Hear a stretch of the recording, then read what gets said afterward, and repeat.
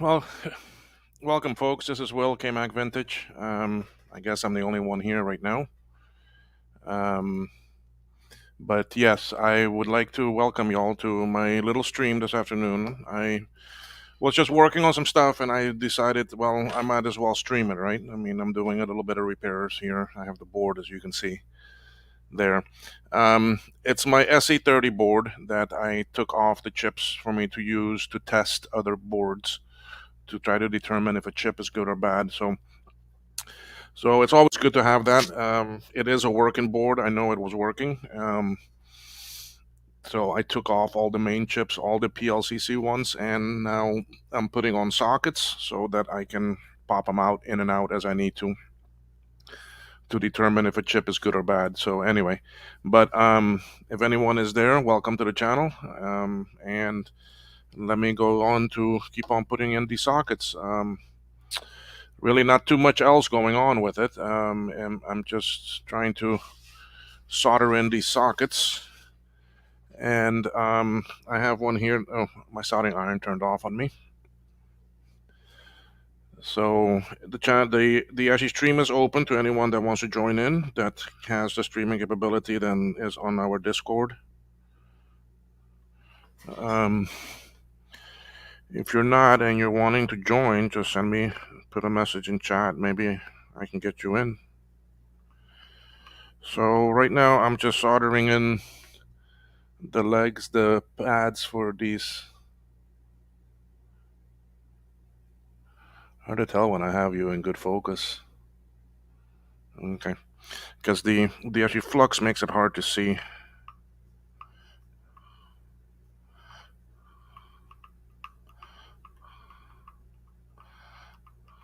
Tell you, I love soldering in a PLC socket any day compared to soldering down the actually chip itself, because the chip itself is hard to see. It's in tight spots. Um,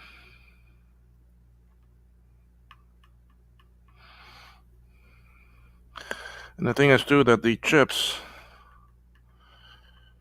they they somewhat rest on the bottom of the pins. It connects to the board. And on these, on the sockets, it uses more the side.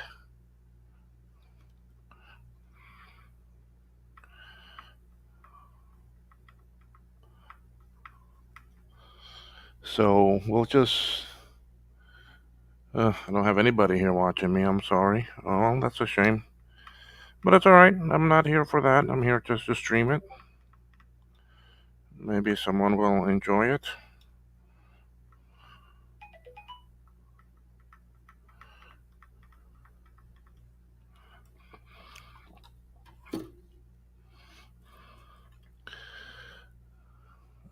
Where are you? Nope, this one.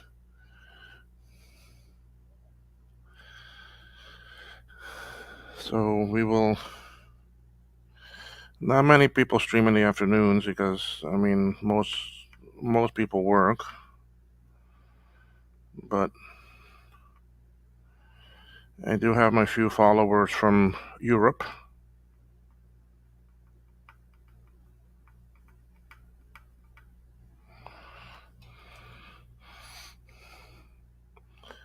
So that socket is on. All right, so let's turn it, and I have 3 more to do. I have this one. So let's go ahead and prep that.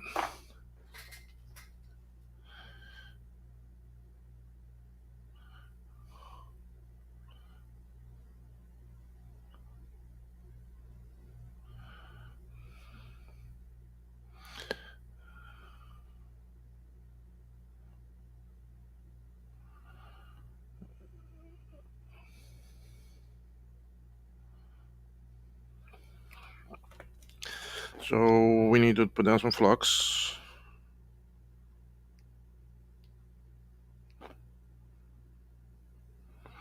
All right, I already have all the sockets here. Now I cut out the inside piece, And if we look at the socket, the the angled notch is over here, so then the socket has to go with the angled notch over here. So now I'm just gonna clean off my tip first because it's dirty. Then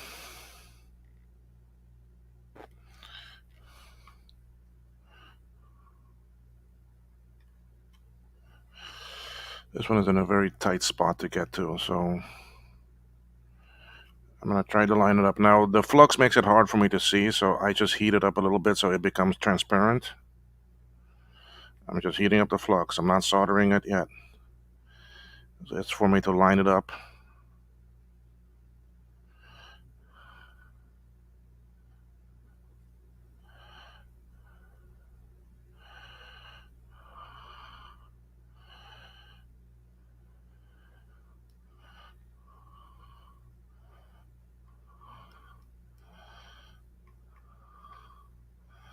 Okay, so I soldered some spots.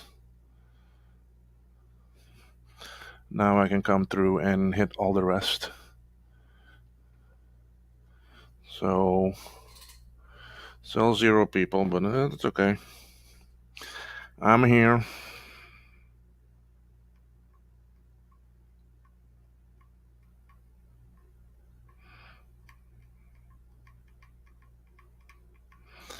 I'm also now a paying member of StreamYard, so when I stream, I can have some more people in.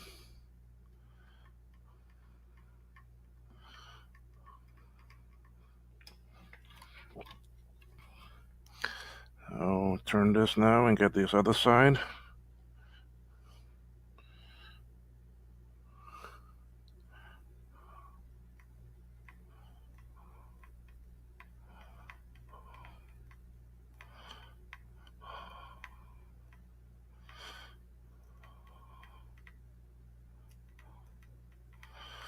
So now I have a big order of some boards, some things that I'm working on, and some things that others created that I want to test out and possibly make available for the community.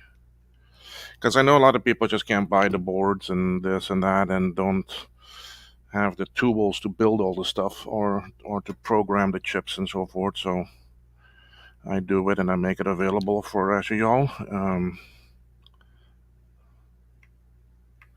And really, all the stuff I do at cost plus maybe just a couple dollars for my time. I'm not in this for me to make money. I just want to cover my costs and maybe buy myself a coffee or a lunch. So, because I don't need the income from this for me to actually live. Whatever I make on it goes back into the channel, into my work, into my hobby. So you can find me on Ko-fi, ko-fi.com /KMAC Vintage. I do have my page there, and I do my blog and post and share pictures and that there. I do have a shop there, so you can buy things that way. It works with PayPal.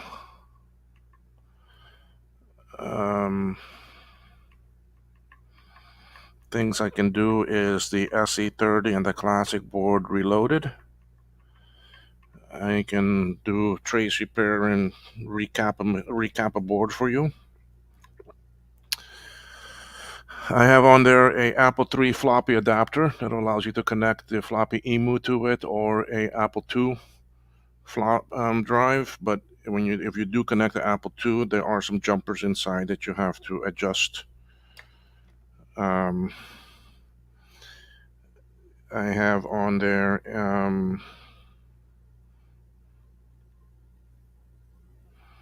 what all do I have on there now? I have the ATtiny RTC chip, the actually real-time clock chips. That's can be used for the SE and SE30. I'm about to get the stuff that I can make it for some others. Now I have 2 versions of that chip available. One is okay. Again, you see my notches down here, So I'm going to line it up like this, then the notch of the socket.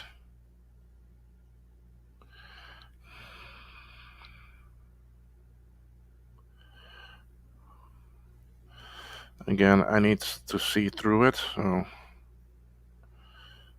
I'll go ahead and solder down those two because those two are pretty much set. That one, okay, everything lined up good. So, yeah, I have 4 things on there right now. Hopefully, we'll add soon some more. The floppy port meter, and we're about to add on some more capabilities to that meter. That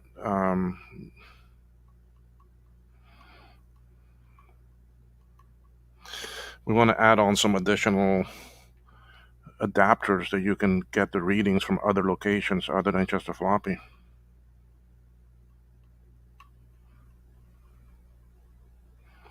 I see some debris here I want to clean up.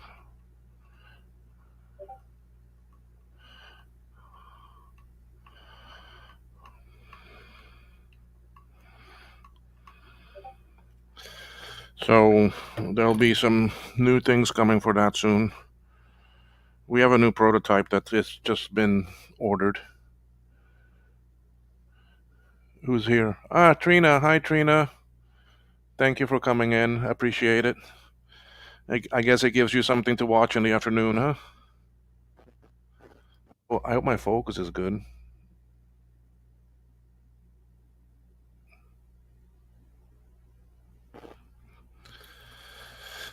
So yeah, we will have some new things coming.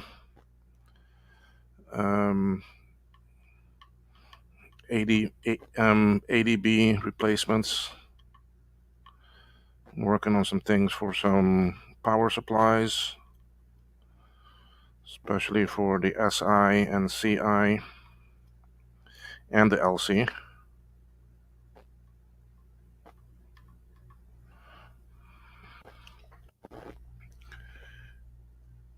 My focus is fine. Okay, thank you.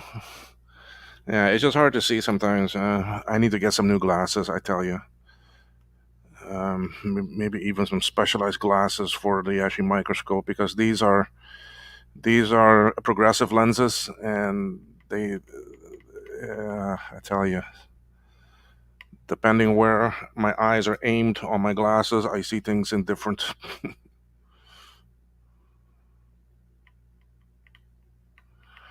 So I might just get some normal that are just one single prescription. They're not progressives for when I'm working with a microscope.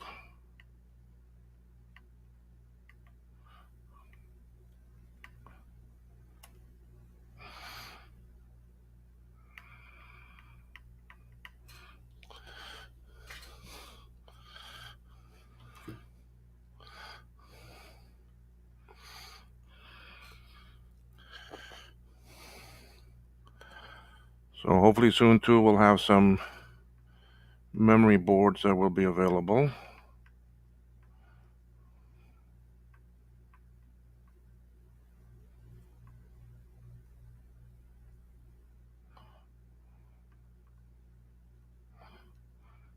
Oh, that last one already done.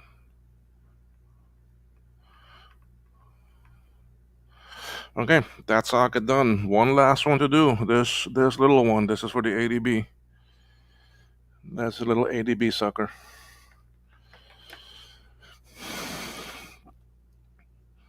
So you see what I had to do is that the ADB replacement chip is much smaller. So it's a PIC chip. So I had to get a board made that will fit in this PLC location that the chip goes on, and then that board gets soldered onto this. So that's coming. That's coming on the way to me.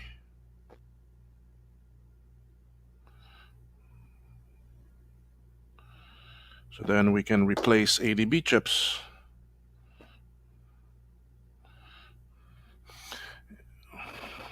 The ADB really, usually it's not in a bad spot, but the ADB has some custom some very specific functions to do with these machines that if it's bad, your machine is not going to boot. So let's see how that is lined up. Let's clear that up. Okay, that looks good. We soldered that one. Okay.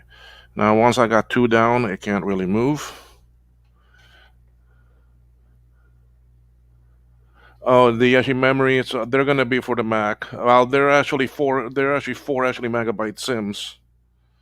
So, and they're actually 30 pin. So they'll probably work in any 30 pin machine.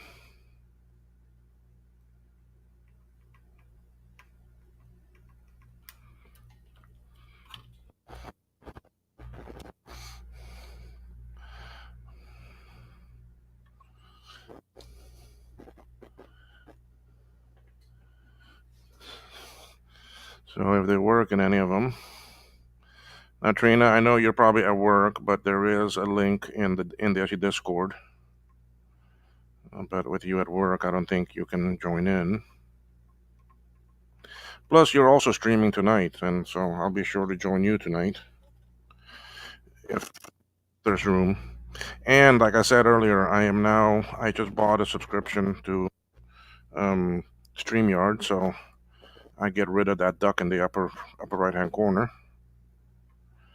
I can replace the duck with my own turtle now. And then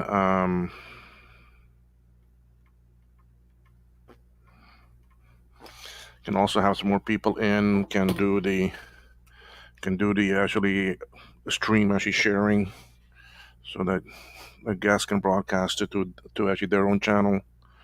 I'll read in a minute, Trina. I see some more comments there from you, so let me just finish this socket.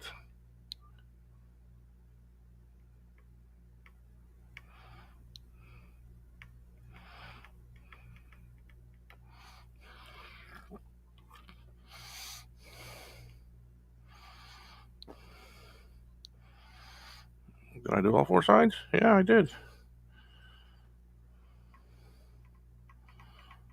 1, 2, 3, 4. Yeah, they're all soldered. Okay. All right. Let's see what you said.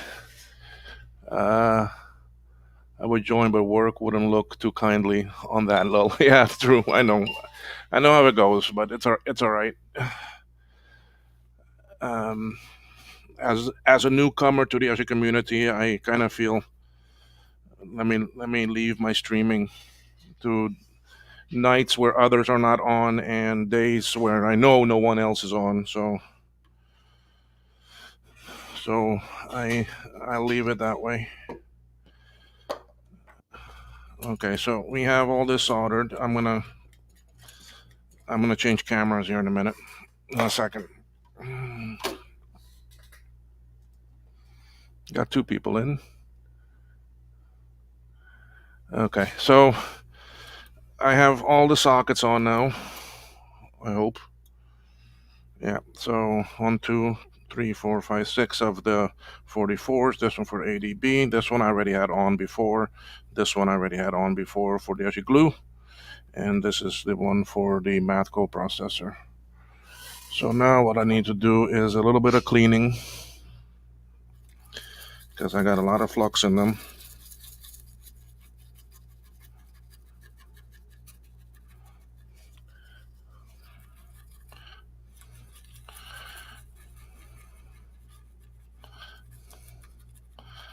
I guess today Frodo Jedi is working, because yesterday he was in the chat and Discord and all that a lot. Adam is busy traveling, so he's not joining.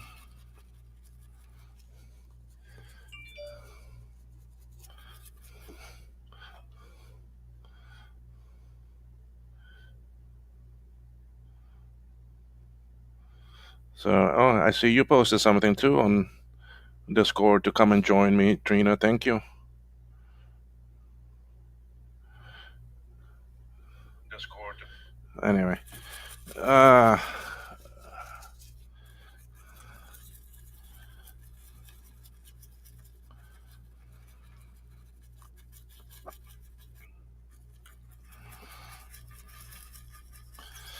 So it's just clean time right now. I still got this one SE30 board that I just cannot get it to boot up. I keep on getting vertical lines on it. I mean, sorry, not vertical, horizontal lines, not this way, but this way. And no matter what I do to it, no matter I can change the video chips from the pals to the gals that I can program. I change the memory around. Doesn't do it. No, I took off all the main chips off of this board and put onto that one, and it still does the same thing. So it's got to be something that is not one of those main chip related, like either a bad socket or a bridge somewhere. And the only thing I can think of still is on that board is it's underneath these PAL chips. So something with their socket is not right.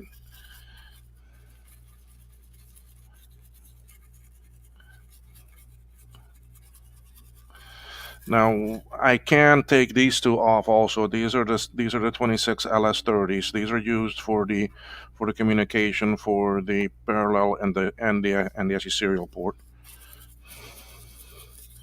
Speaking of things too, you see these actually yellow ones. They're nothing but actually filters. So they're just actually what are they? A resistor packs.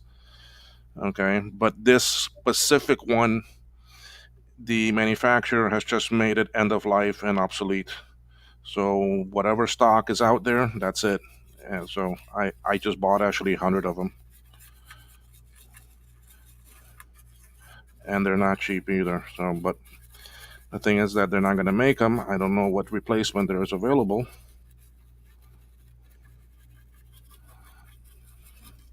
So I bought a bunch of them.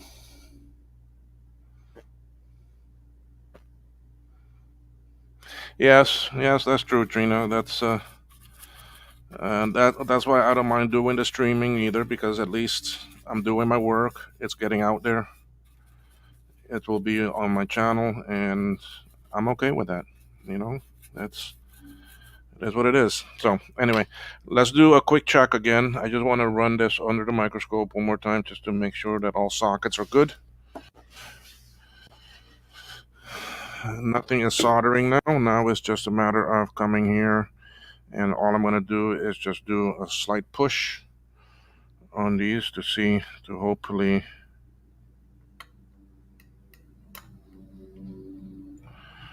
everything is socketed well. Sorry if you hear noise from outside. The gardener's there doing my yard. Yes, I have to do yard work. I am in the actually Caribbean. Grass does not stop growing here. So during winter time, I still gotta mow the yard.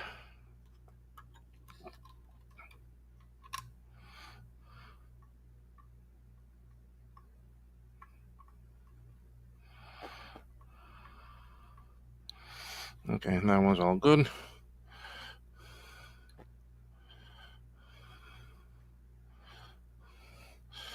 I want to get my other tweezer, my other pick. That one is a bit bent.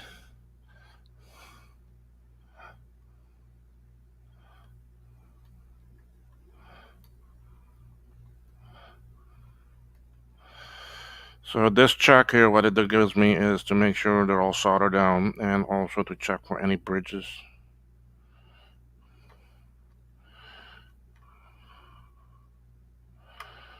I need to be careful because if I blow one of these chips, I am SOL.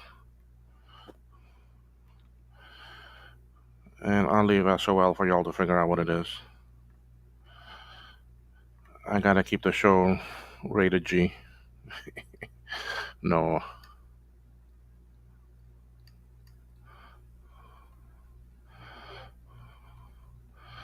So today, this morning, I was having my breakfast and that, and I was like, you know what? I want a different type of coffee today. So I have a coffee French press, and I haven't made that in a while. And I have some very strong, good Cuban coffee grounds.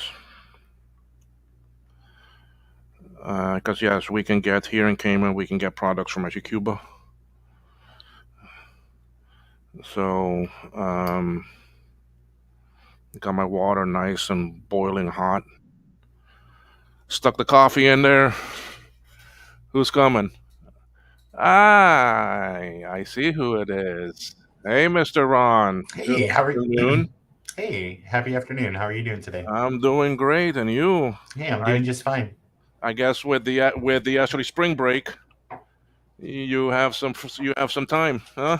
Well, it's actually our spring break was last week, so this is Oh, this is kind of back to back to the grindstone for us. But I saw that you were streaming. I actually wanted to take just a second to report that the motherboard is here, uh-huh. and I'm very excited to begin work on getting this all put together ahead of next Tuesday's fabulous giveaway.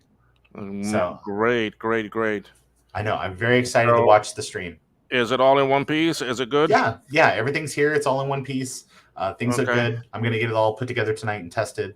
I've got a fresh power supply that I'm gonna drop in there, so a fresh and analog board. So hopefully everything Uh-huh. will be just fine. Okay. Now I have this other board I want to send you. Okay, This one down here. Sorry, I'm in the that's wrong okay. screen. I I'm know in the you're in wrong the middle of camera. doing something. You don't have to I'm switch in the cameras wrong on my camera account. view. So I have this one here Hmm. because of that other problem you're having with that other one. So, but I want to clean it. It's a bit Sure, sticky. sure. So I want to What? clean it and that. Will just roll it in flour. I'm sure it'll be fine. And then I did get your SC your analog and power supply fixed. Hey, It's that's working. awesome. That's awesome. So now here's my dilemma. I can send them both to you from Cayman, but it's gonna cost the arm and a leg Oh on my shipping. gosh, it's no time constraint. Just Okay. wait. Next time you're in the states, All right. we'll take Okay. care of it then. Because there's a lot of All stuff I want to send you too. So right. just gift All things, right. not Okay. yeah. But I may send you the board. I may at least send you the actually logic board. Okay, I may send you this from here. okay, This is not going to cost much because it doesn't weigh much. okay. Okay. What is going to cost is the power supply and the analog Yeah, because that is heavy. right.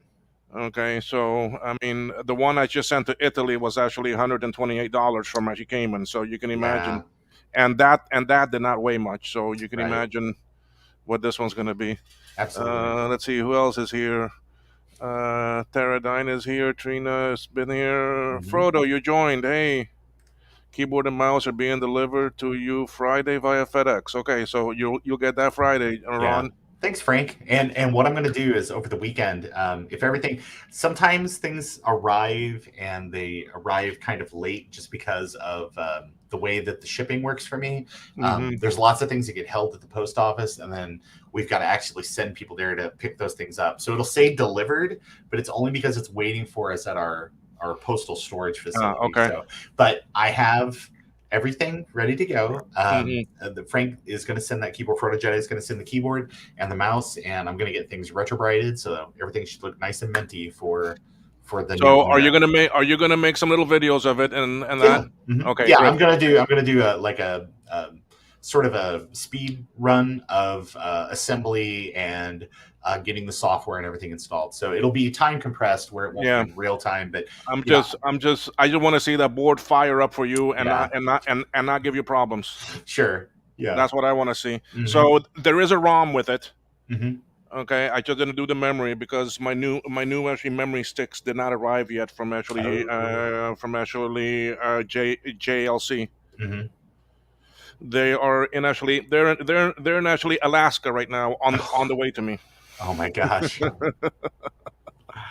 international shipping, right? So while this is coming FedEx, so Hmm. out of China to actually Alaska to I guess then to actually Memphis and then Miami and then it'll get to me. So anyway. So they say it will be delivered to my forwarder Friday. So Hmm. and today is what Wednesday? Yeah, Yeah, today's Wednesday. all Yeah, day. yeah. So anyway, okay, Yeah, cool beans and cool yeah, beans. I'm so absolutely. glad that's there, and looking forward to the assembly and then next week the actually drawing. Yeah, I know, I Who's gonna know. be the winner? The culmination of much effort on your part. So I saw you're working on more SE30 Reloaded stuff today. What else are you working on? What my own board, what I did was I took off all these main chips for me to put into the other board that doesn't seem to want to work, that I have over here. Okay, I have the other board over here, but you see this one is using the actually PLC ROMs instead of a SIM. Right. Okay, so these are chips that I program, but for some reason this board just keeps on giving me horizontal lines no matter what I do. Okay. Like all these chips here were chips Right. from the other board that I brought over to this one, and it still gives me the same problem. So basically, I needed my own board with also sockets, so I can actually swap chips around to try Right. to find out which one is the culprit. Right. I know that Adrian has a Commodore 64 board that is set up with actually ZIF on a couple of the ones where you definitely do not want to stress the pins. So like on the SID, I think on the SID and the TIA and other stuff where it's just kind of like basically just, throw it in there, do a quick test, so. Yeah. But I know you're very thorough. It's I sure hope it's not something silly like some kind of manufacturing error or something like that where that one board has an issue or something. I don't think it's You going to be wouldn't that. think I mean, with lithography being what it is, you shouldn't be an issue, but yeah, I mean, I'm leaning more towards that being something that is defective because I don't think it's any of the custom PLCC chips. I don't think so because I've taken them all off, and that's why I want to put sockets on actually this board because I'm gonna pop them into this board, sure. and if they work, then I know those chips are good. Then it's got to be something else that is not one of those custom Apple chips. Right. You see, this way here, I can do a swap of just about all the main chips and try to find out where the problem is. So it could be something that a socket is not in good, or there's a bridge underneath a socket, or so forth that I can't find, and just gotta try to find it. I mean, Right. so I mean that's why now. See, I just finished soldering these sockets on. So right now I'm just checking the pins. Right. To make sure I didn't miss any pins or if I left any bridges. A very long time ago, I was working on a on a machine, and I soldered something on the board, and I was like, I get no audio. I've got no audio on this machine. All of a sudden, I have no idea what's going on. And both Steve and Joe said, "Hey, check for solder balls on the sound chip." And yeah, absolutely. It threw a solder ball and it was bridging something on the sound chip, and I was like, oh Lord. I mean, it's not really a sound chip; they're just amplifiers or whatever. But still. Yeah, it's the actually ADC chip. Because you would get audio if you plugged like into the headphone jack, but you wouldn't get audio off the main board. It was really, or like off the internal speaker. It was just so weird. I was so frustrated by that. So sometimes it's just you gotta talk to more learned people, and they that on these Macs, right? That audio jack, when it's only when there is no headphones in it, does it make a bridge to allow the audio to continue through it to the actual speaker. Yeah. And see, so the actually audio is always going through actually that jack. So I mean, it's gotta loop back. Yeah. Well, there is a special spring in there that when there is an audio jack stuck in, it opens that spring and it will not make contact for the audio to go to the speaker. Right. When you take out the jack, that actually spring pushes up a piece of metal that then makes contact with another piece of copper that then allows the sound through. So it's just a bypass. It's just so it can be very, very tricky. So That's why they say that if you don't get sound, always plug in an actually headphone first, because it might be that Right. jack. It might be that jack that's bad. And I've had that happen. I've had jacks that when you look inside of them, they're totally green of actually corrosion. And Mhm. as soon as you switch it, you got sound. Yeah. So okay, all of these are good. That's good. So I'm happy with that. Let me switch cameras. I can put these chips back in there. Uh, Frodo, how are you doing today? I don't know if you're still there watching, but um, hopefully it's going well for you.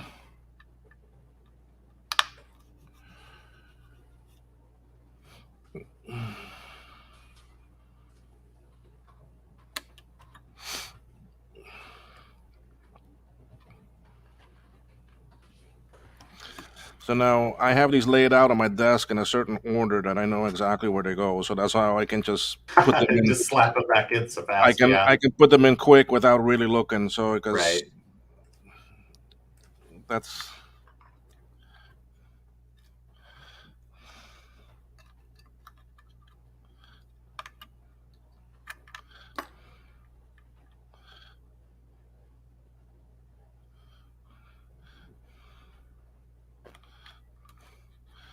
some of them going in a bit loose.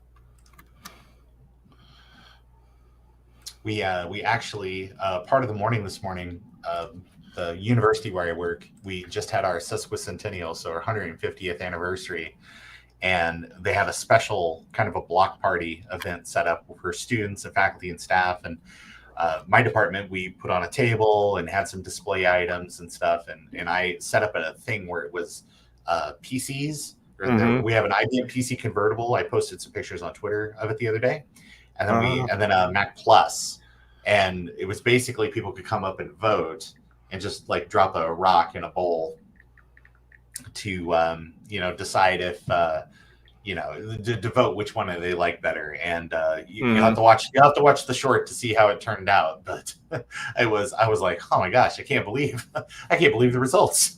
Hmm. What was you had? You were actually short from today. Did you do one already for today? Yeah, I actually just posted it a few minutes ago. I Oh, was okay. That's busy. why I I was haven't busy seen it all yet. morning. That's why I Yeah, haven't seen it yet, because I mean I normally. yeah. Ah, Normally there it it is. post in the morning first Oh thing. no, that one is from Digit. That one is from Adrian. Adrian did one this morning. Yeah, that Adrian Black. What are we gonna do with him? Mm. He's okay. Yeah, it's I actually finally got to meet him in person at VCF Midwest last year, and Yeah. everybody he talked to, it was like he was talking to a friend. Uh. So it was like, especially like people that were kind of new to the hobby that maybe even didn't necessarily know who he was. They were like, he was like, oh my gosh, like, what are you interested in? What are you doing? And what are you working on? And so it was, I'm sure for a lot of people, he made it feel like a very personal experience. So, and Yeah. I guess if you want to be kind of one of the popular people in this hobby, I guess that's kind of how you have to be. Uh-huh. Well, Frodo, you see me working here on this SE. I don't know. I guess you might be at work or something. That's why you're not. Maybe yesterday you were off from work. Mhm. Okay. You see, I'm not getting audio. I'm not getting a chime. So there is something I don't have soldered on good that I need to try to determine what it is now. Yeah.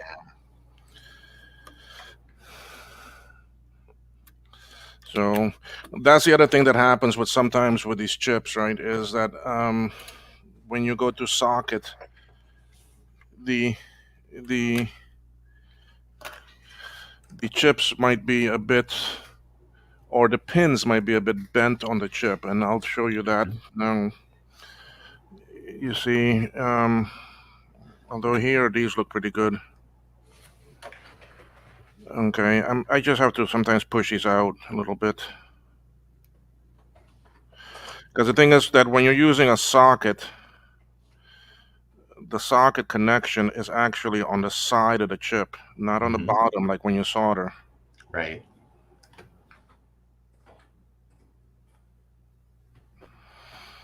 So to get a bit better contact, sometimes you got to push these out. Mhm.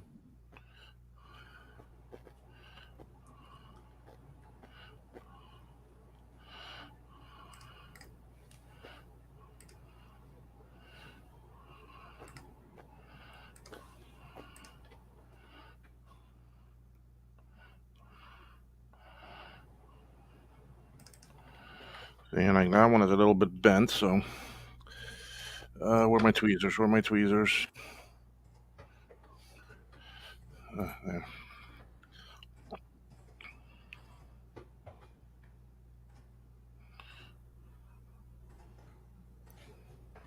This is such exacting sort of work. I have a lot of respect for you, Will, for having the patience to do a lot of this. It's what else am I gonna do? I mean, it's. You see, I'm not a partying person. I'm not. I don't like to be out on the street, especially down here on the island Mhm. where I mean traffic is so bad. I mean, you think traffic is bad in the states? Oh my Yeah. God! Hmm.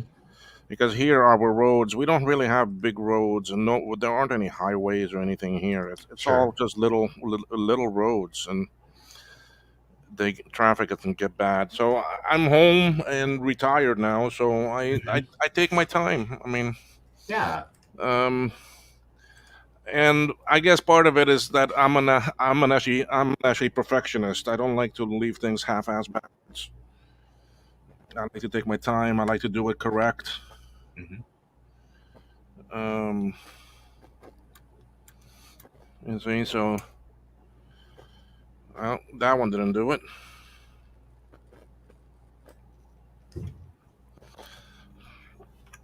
So now I just gotta pop out chip by chip and check their legs and make sure there's nothing interfering it. So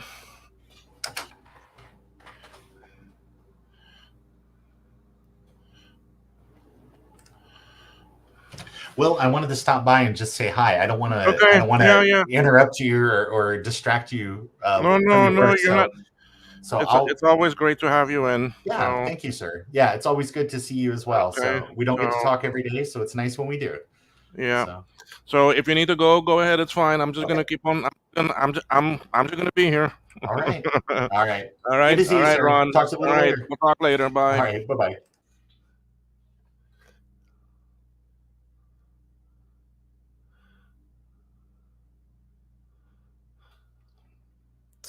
So now anyway, this machine is not chiming, so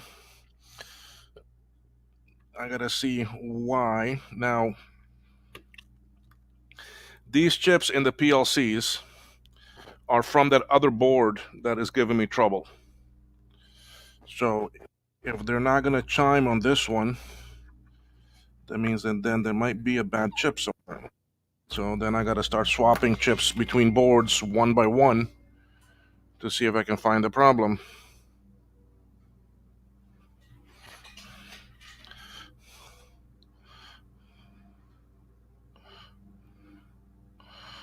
But first, I want to try this tension thing because when I was putting them in the socket, some of them felt a little bit loose.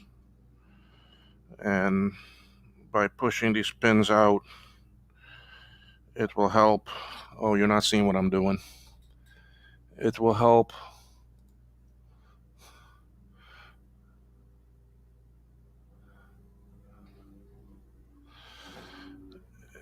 It will help with the tension that the socket puts on the chip.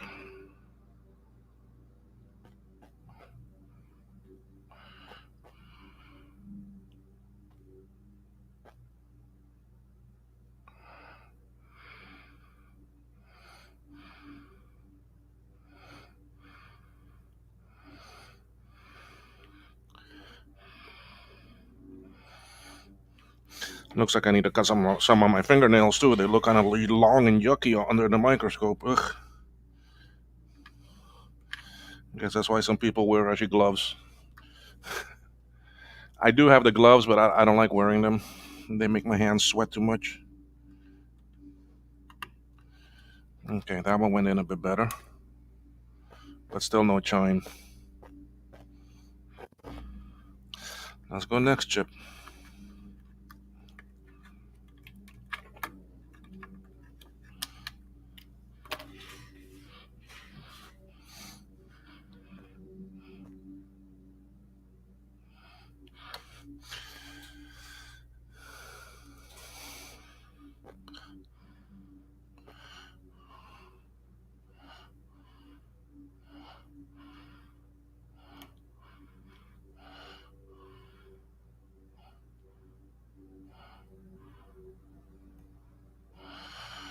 So I have my boards, like I said earlier, my boards are on the way from JLC in China. But last I checked, they were in Alaska, in actually Anchorage.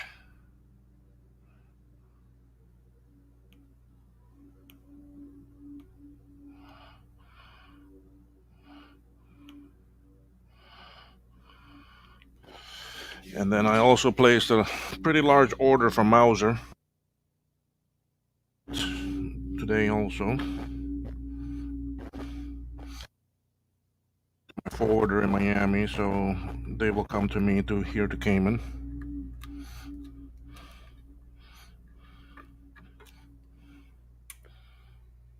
Still nothing.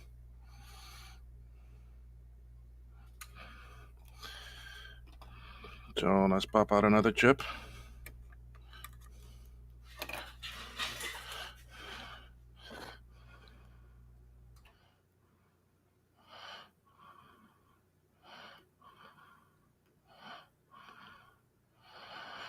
Okay, like I said, these are the chips from the other board. I do have my gardener here doing yard work for me, and his wife does the cleaning in the house for me. So you may hear me suddenly disappear and as you start speaking Spanish with them.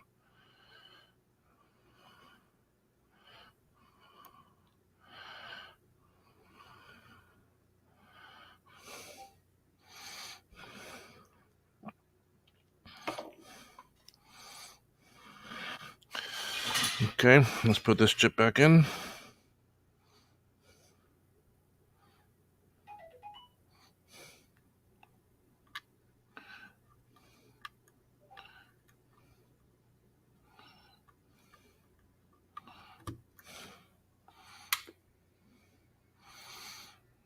Still no chime. Screen still the same. Next one. See, I'll try the legs first, like what I'm doing here, and if that don't work, then I'll start taking the chips from the other board and bringing them back to its original board.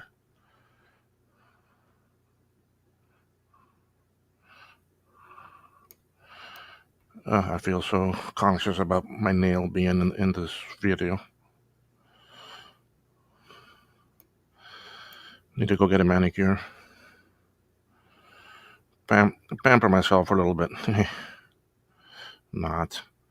Only thing I like to go do sometimes is go to the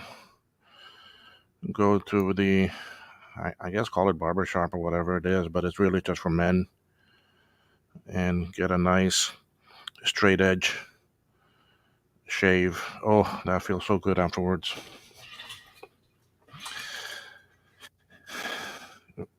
All I gotta say is, men, if y'all have not tried that, oh my god. Before I wasn't someone that was like, oh, I need to get a manicure, I need to get a shave or this or that. I was like, I was being too actually masculine for that stuff. But you know what? Screw that. You only live once. Go and actually enjoy it.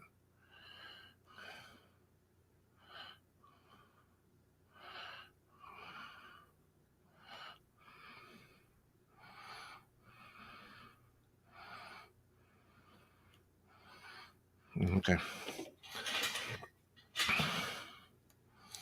So this is the ADB one.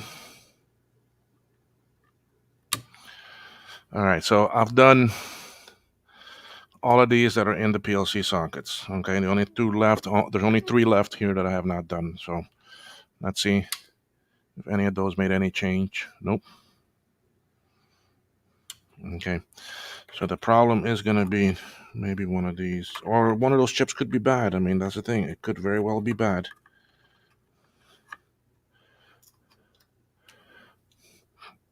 Hey Ryan, how are you? Thanks for joining. What's everyone up to? Well, no different than yesterday. Still trying to fix these freaking SE30s. But I don't.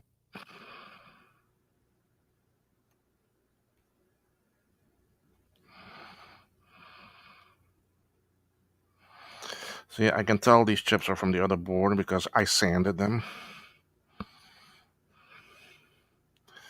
And I technically already pushed these back a little bit. That's why many of them.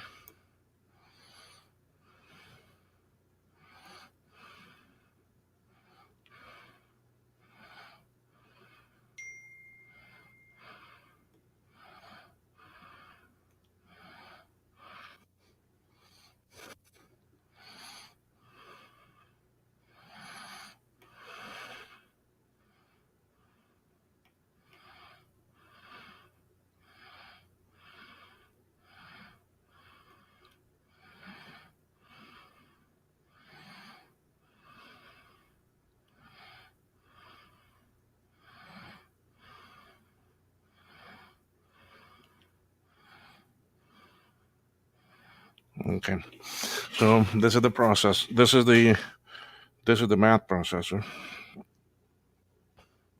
Floating point unit, let's call it what it is.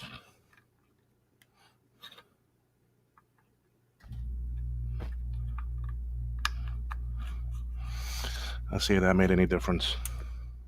Nope. So there is definitely. I'm thinking there's a bad chip on here.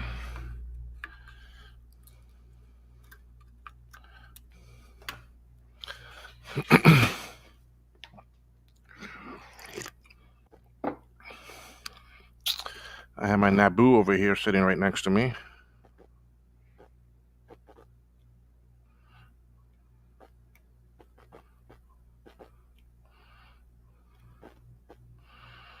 This looks like the original.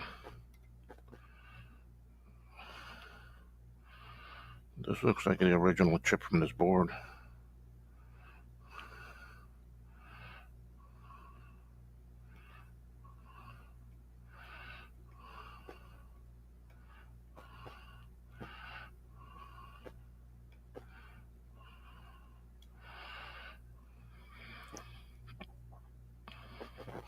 So again, the actual purpose for this is to push, because these PLCC sockets work off of friction.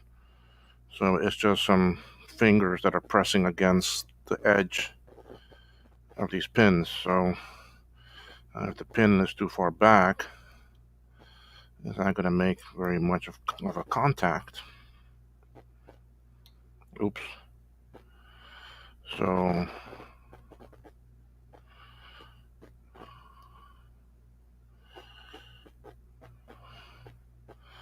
the idea here is to have these back in their pockets here up to a certain point, you see, where it can't go no more. Then it has room to bend and flex back.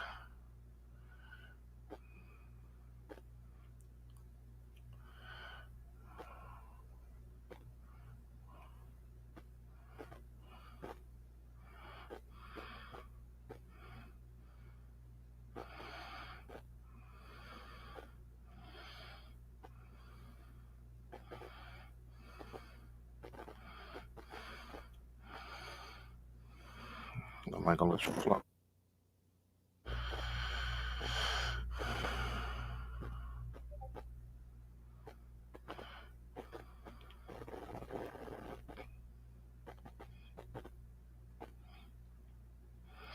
All right, so all those are pushed back. Let's see, Trina here working at work and then going home to sell a desktop and pack up 4 laptops.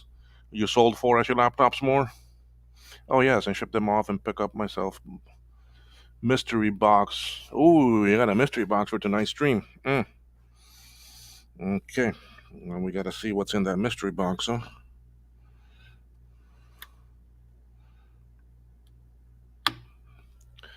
Okay, so we put that glue chip back in there now. Okay, so we move the chips back. Let's see. Nothing. So I still got lines on the screen. So that means then that one of these chips is bad. So just so you know, yesterday what I did was I unsoldered all of these and moved them and put them onto this board and took the ones from this board and brought here. So the chips that are in here are originally from this board. Okay, so now one by one I'm gonna swap them back. And I should find the culprit, right?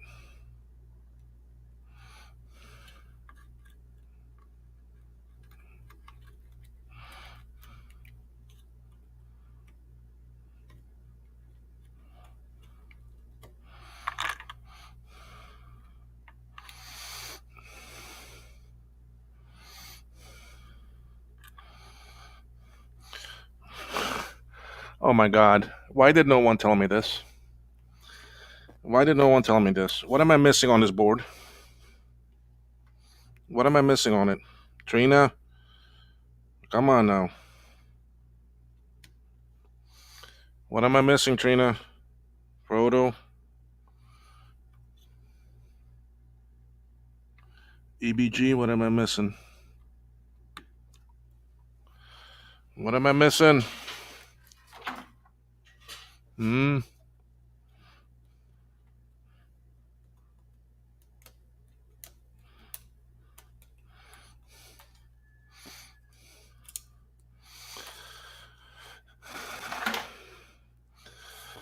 No, none of you can tell me what I'm missing?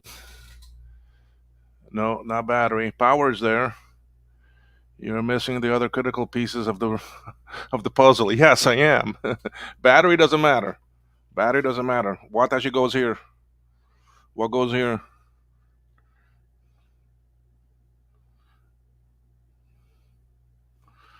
Uh, Something called ROM.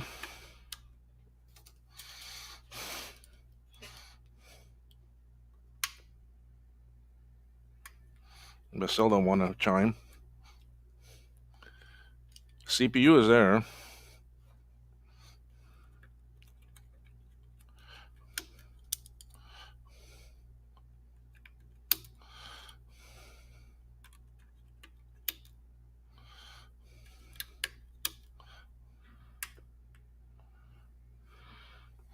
Still don't want to chime though. But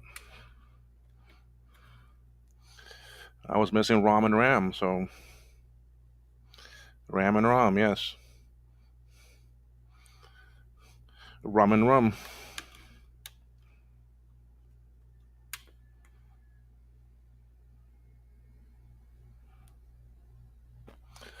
So there is a bad chip.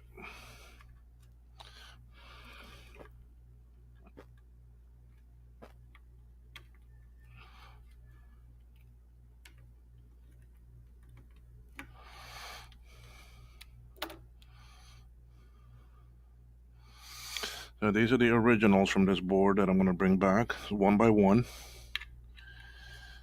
And that should tell us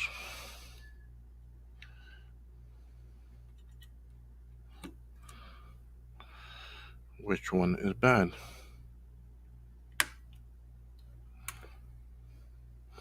Not that one. No, the memory does not have heatsink on them. They're just, these are just a 2-chip memory. Eh? This here slot's empty. If it was for parity RAM, then you would have another chip there.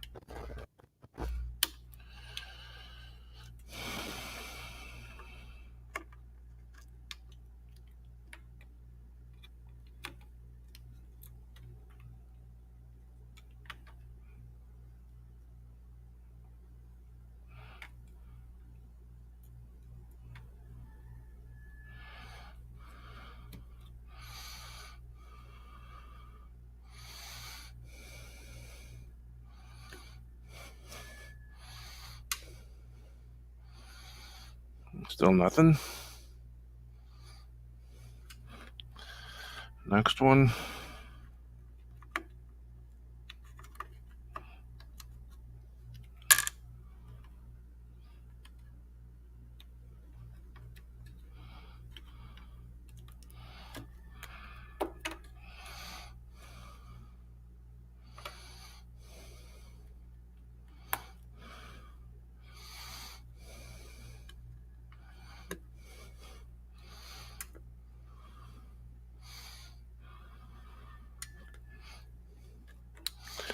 Nothing yet.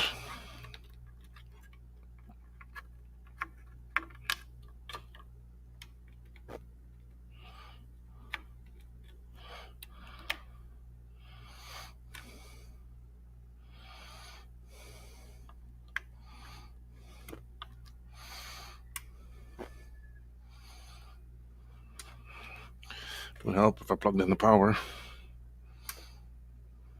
Nope. Nothing yet. Getting down to the wire here. Watch it be that little ADB chip. Let's go change that first.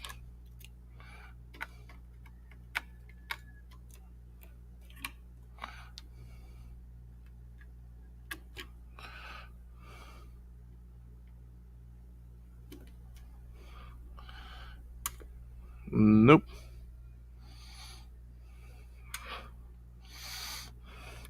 The other thing it could be is that, remember that I said that I cut out that inner piece for these sockets? That inner piece raises the chip a little bit, okay? Like you see it here, okay? And normally I just put them back in the bottom and then just put the chip in it and it works, right? It just raises the chip a little bit. I may have to put those in on this board.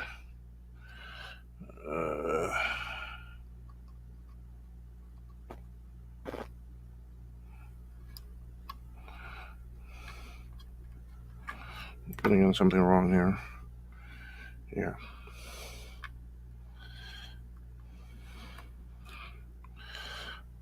Only one way you can put these in, because of that little notch, it will not let you put it in wrong. And that's what was happening there.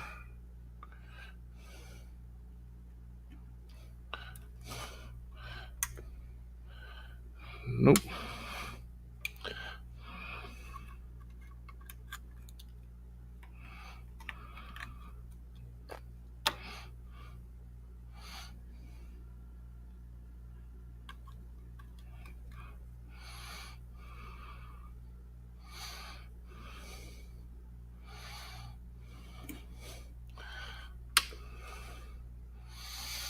Mm-mm.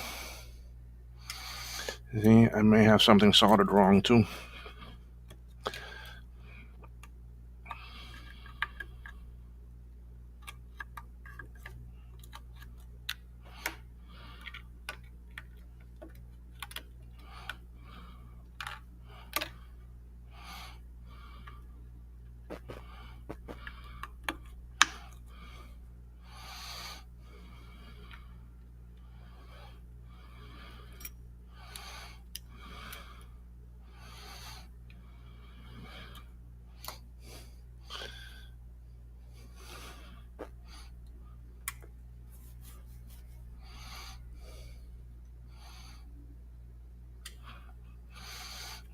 Something this is not liking. All right, there's only one chip left.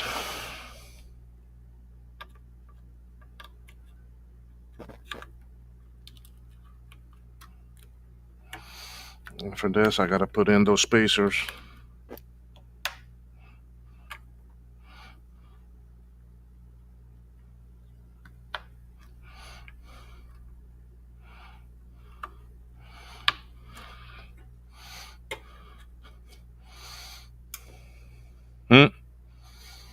Nope.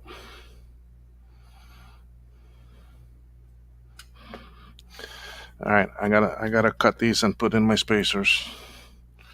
So I have them all here. These were the originals that I cut out, but I gotta cut off all these pins and then I'll put them in.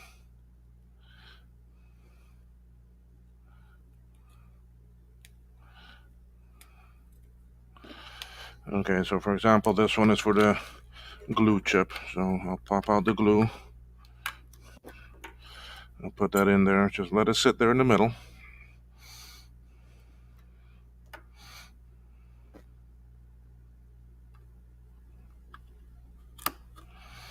I'll put that back in. Oh, there's one little chip I forgot. This one. And I would crap my pants if this is if it's this one.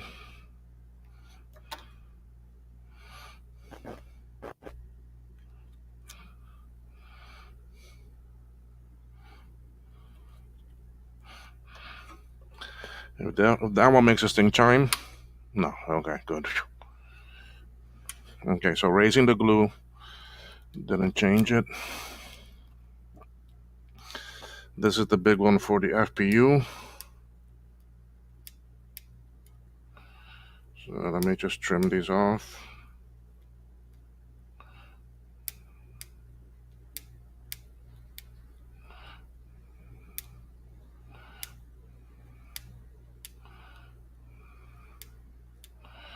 Okay. We'll pop this out.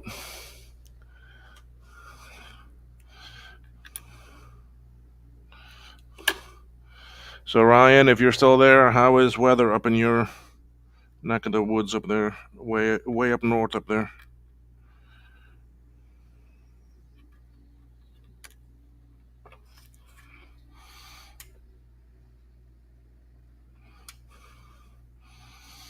Still nothing.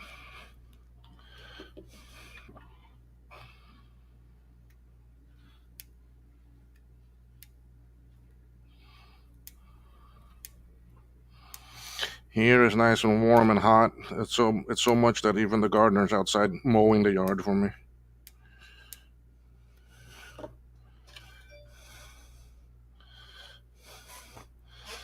Freaking AliExpress every 5 minutes sends out something. I need to get that turned off. I don't like getting all those notifications.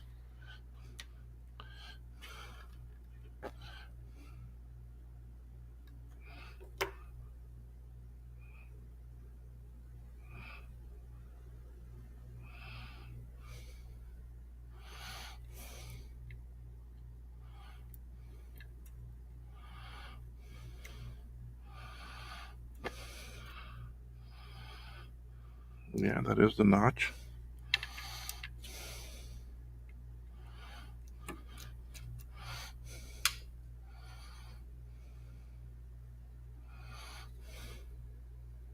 Hmm.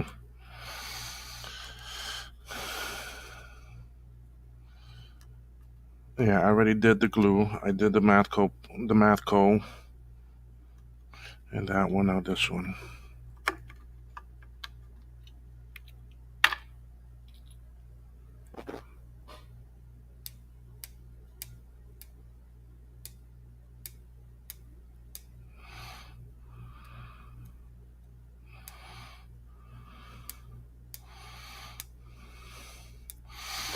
This is the one disadvantage about sockets.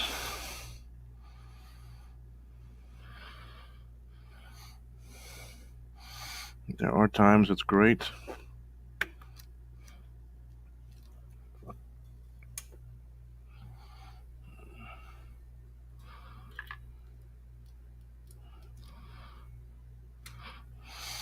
And there are times that it is a pain.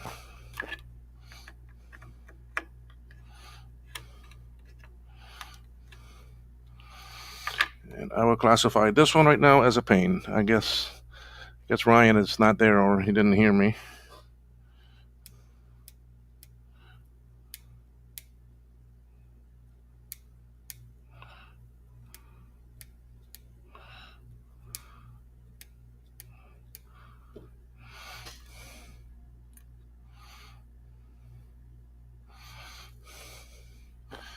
I mean, it should start getting, winter should start rolling out.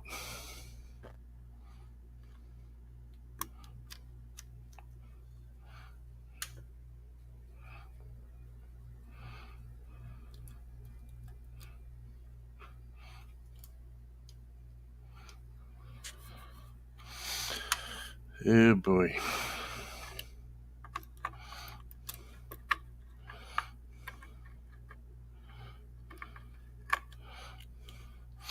This socket here feels very loose to me. Very, very loose. The chip, it goes in and out way too easy.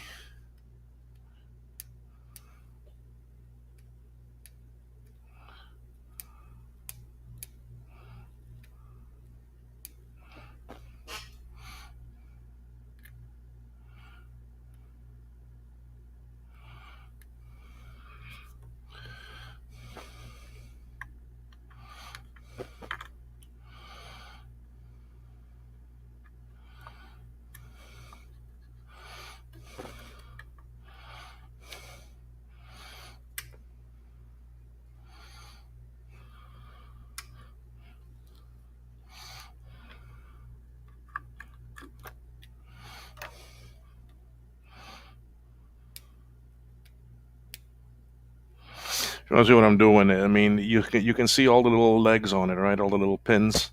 So I gotta cut all those off. So I end up having a little spot over here that has a bunch of mouse turd on it.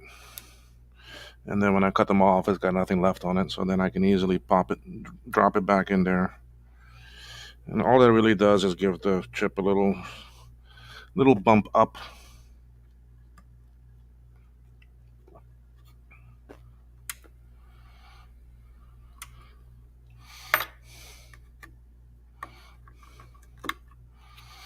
And now if this doesn't fix it, then I have to start checking each socket in more detail.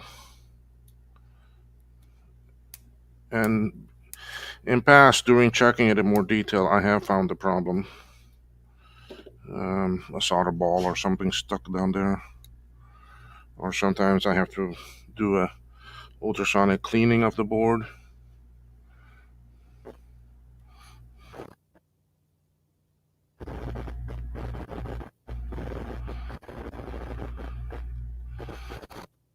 And a quick check to make sure that the sockets are incorrect. Yes, they are.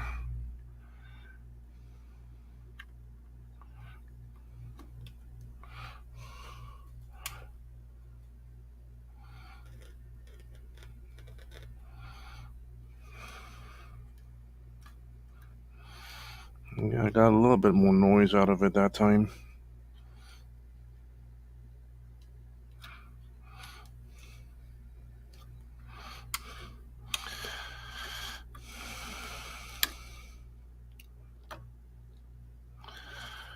I have a feeling I'm going to be doing some more detailed checking on these sockets.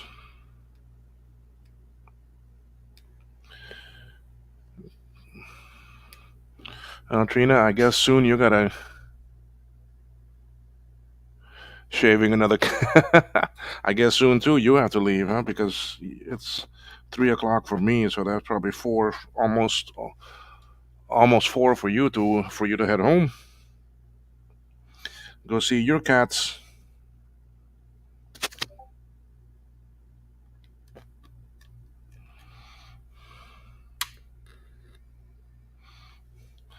See, I'm getting a little bit of noise, but not.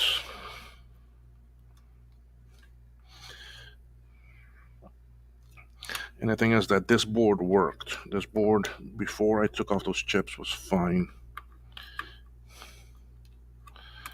So.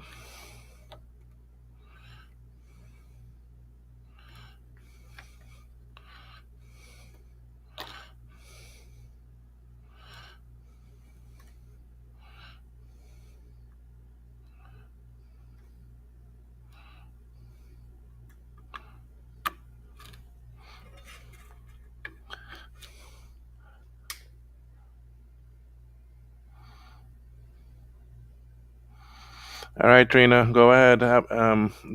Safe going home. Hope the weather's not too bad.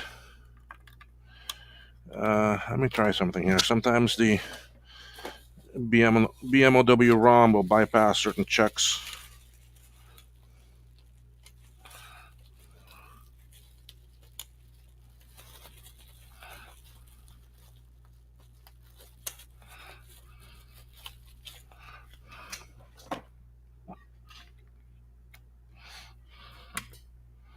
Nope, not even that. Okay, I gotta check sockets. I gotta check sockets better.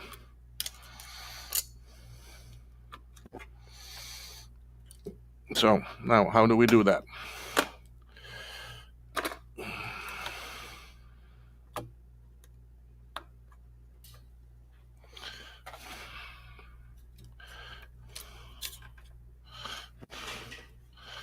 All right, how I do that is on my scope.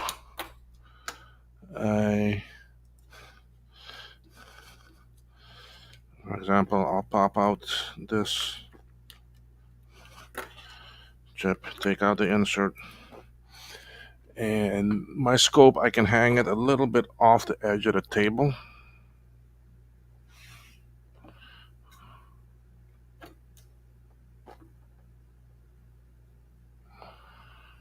You see, and now I can look in there.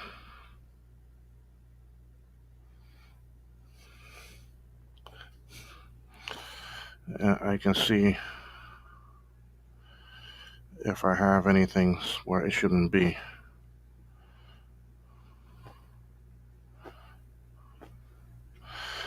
I think maybe what this thing needs is a good cleaning, because it's got flux all over the place.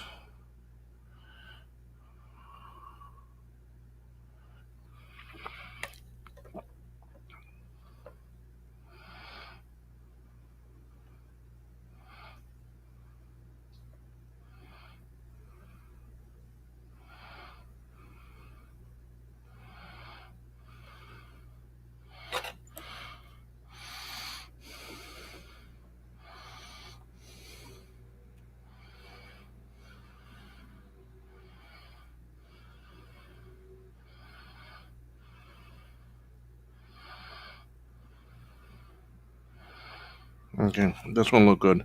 I'm gonna leave the chips out because I am gonna give it a cleaning. So let's go on to the next chip.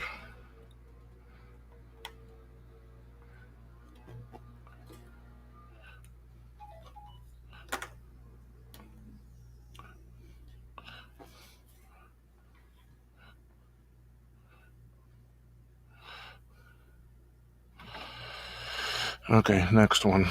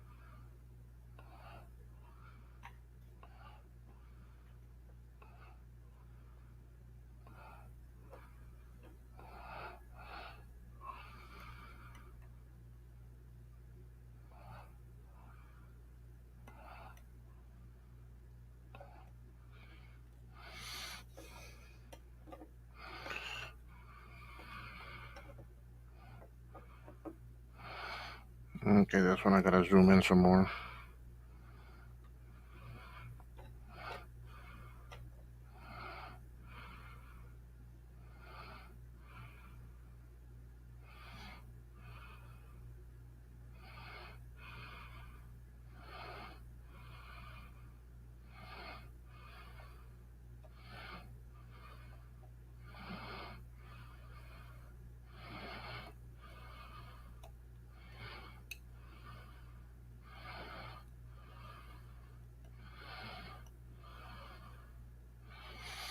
Okay, that one looked pretty good too. Next one. Again, this is just part of the detail you gotta do. I mean, I have found problems this way before. We're now checking this one, yeah.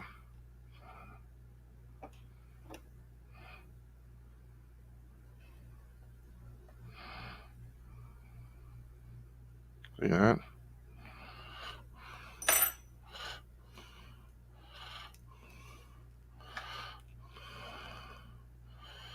Sorry, the focus is a bit bad. It's hard for me to see the focus for y'all and me at the same time. But what there is a little stick, a little piece of solder sticking up. It's actually right here. So I'm just gonna get rid of that.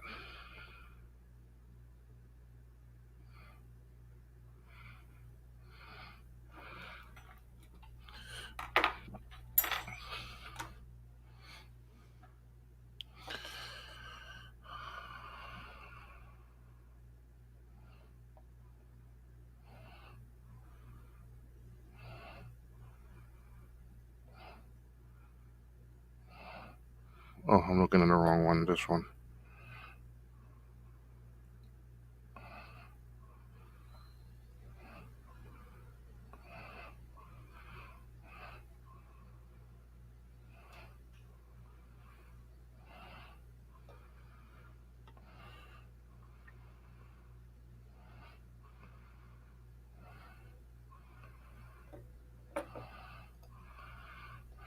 Sorry, this thing is dancing around. Remember, I'm holding this in my hand and trying to keep it as steady as possible.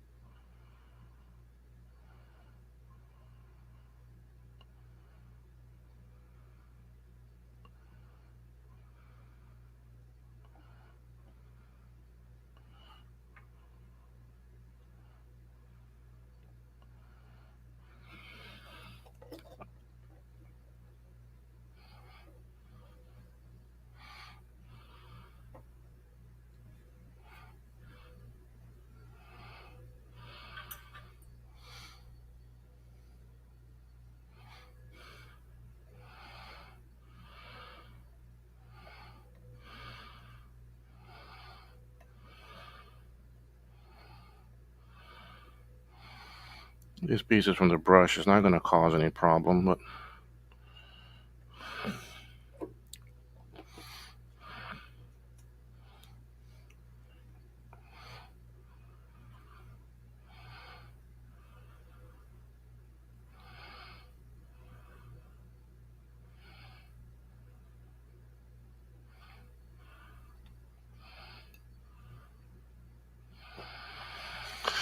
I have a feeling most of my problem is going to be this flux that's in the way. I need to run it through the ultrasonic cleaner. That chip looked okay.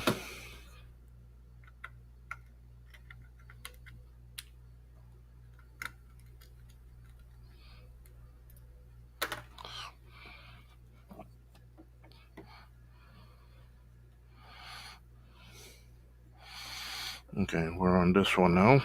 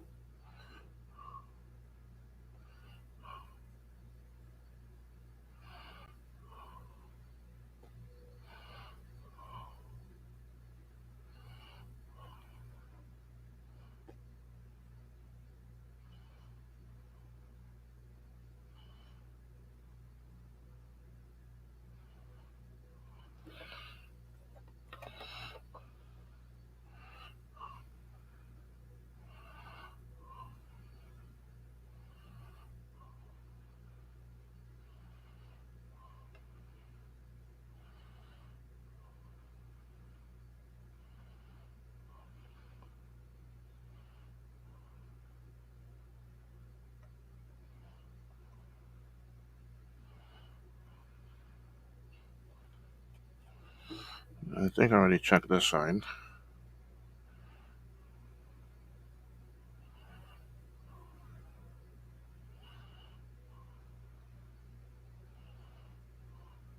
Okay, that chip looks good too.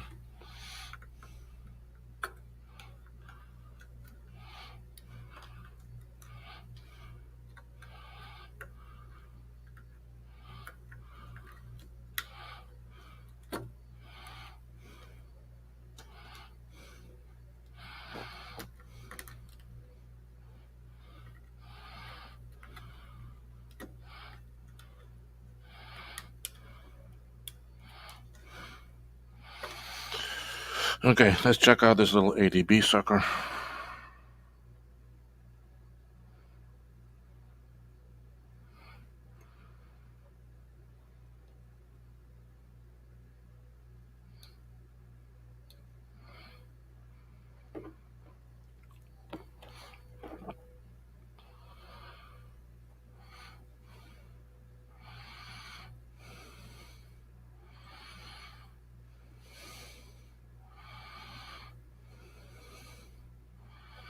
Okay.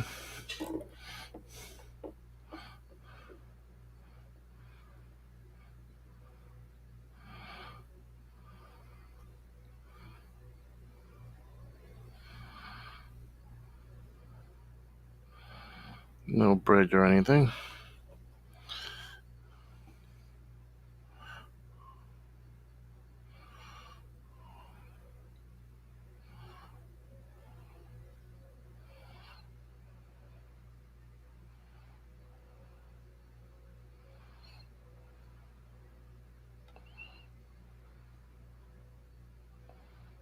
Okay.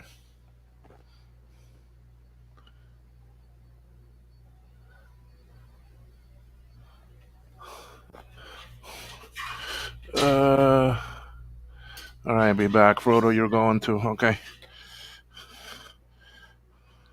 All right, I just been ignoring the chat, so I wanted to take a look.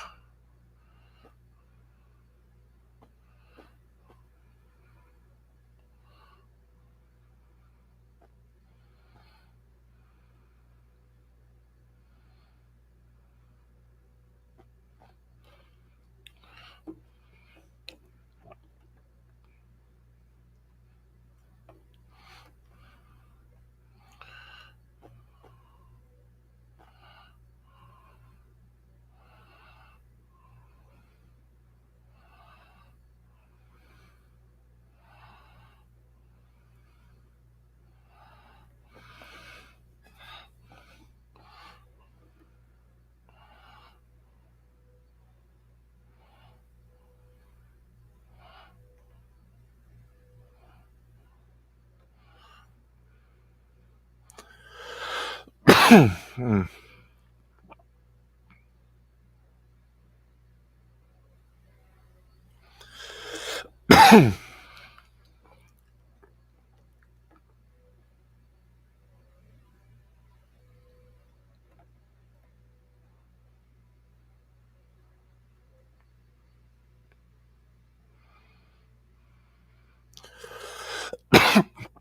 Okay.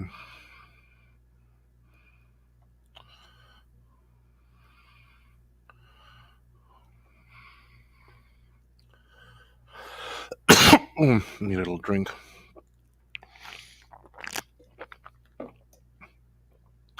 Okay.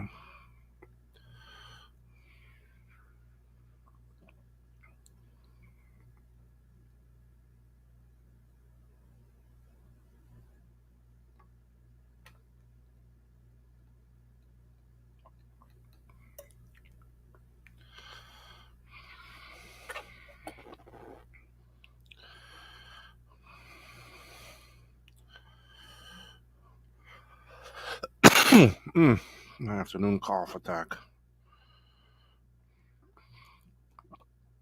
It doesn't look like much solder on it, but it's holding.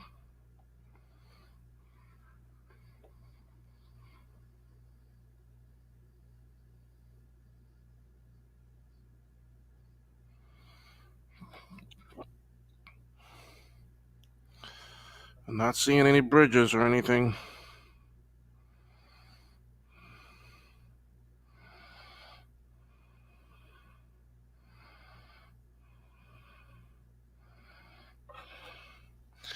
All right, next socket. This is the last of the PLC 44s.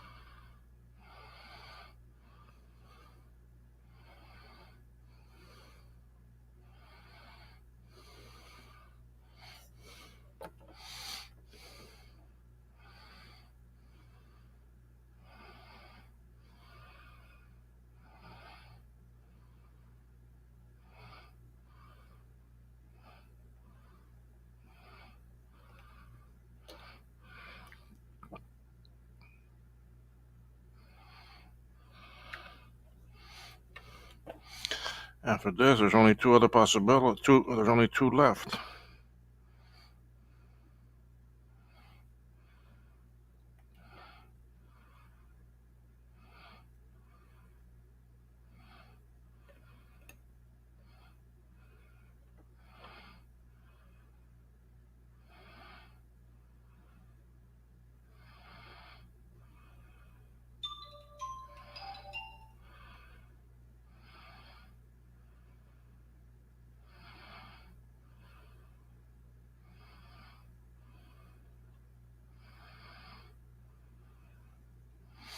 All those leads look like they're soldered on good. All right, the only two left are the floating point unit and the glue.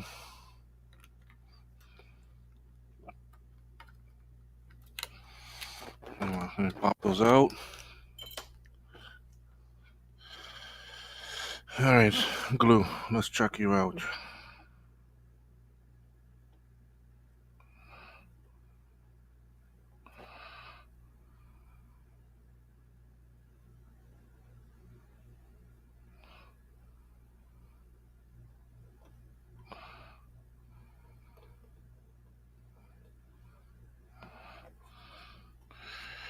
I'm probably gonna go around the glue twice. First time, I'm just checking the pads. See, I do think I need to run this with the ultrasonic cleaner.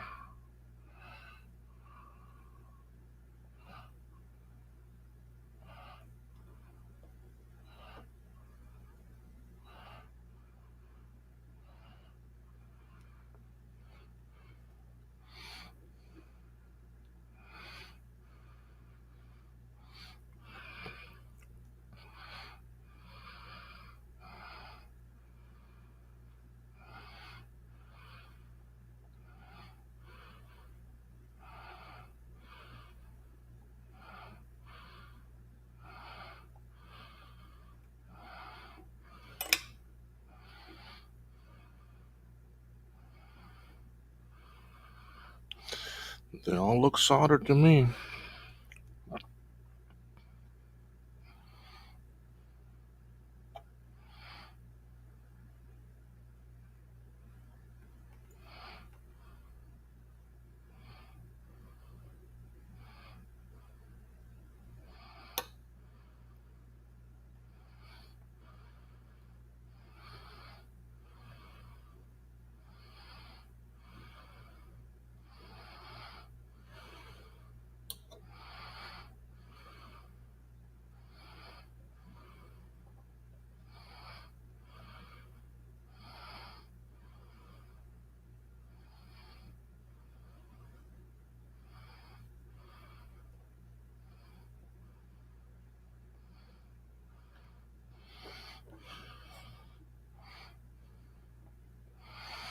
Okay, I already done my circle around the board, so now I'm gonna check in between here.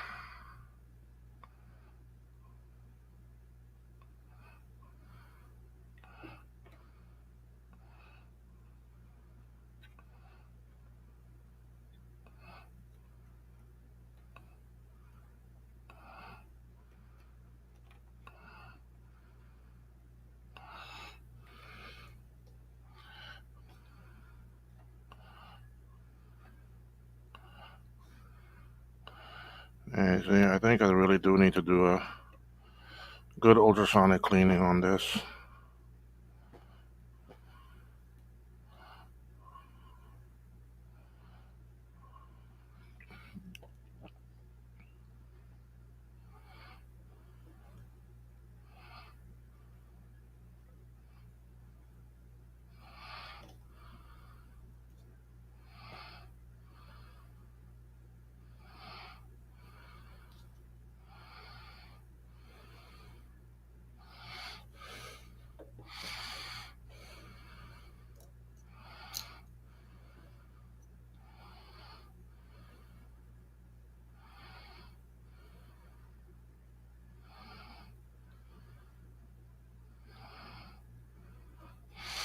Okay, now didn't find anything on the glue. Let's check the FPU now.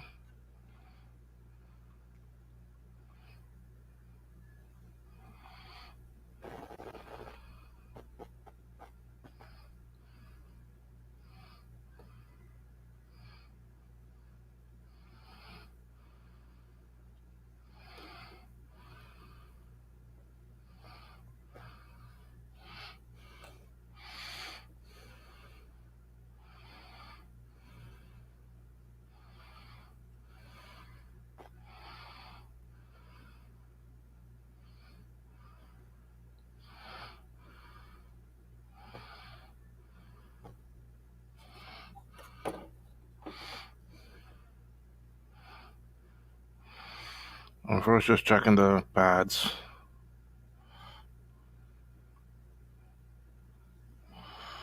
Make sure all the legs are down good. These bigger sockets, I do that on just to.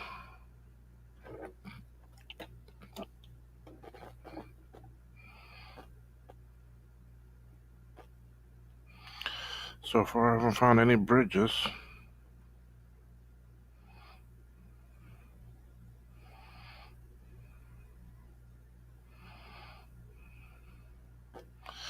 Alright, so that's one surround, and let's go check in between.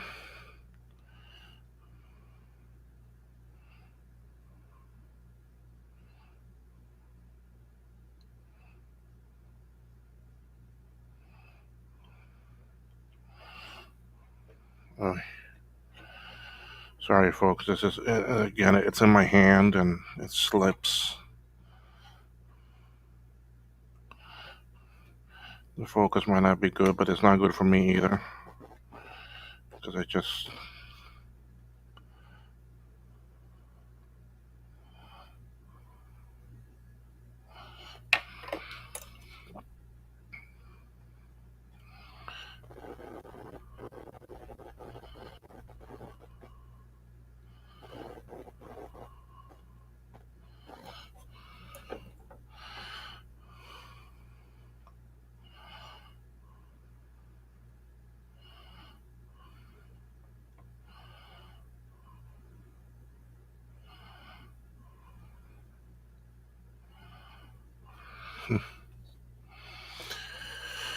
Oh boy, it's getting to the point where it's just a cleaning I can do, and then I gotta dig down more.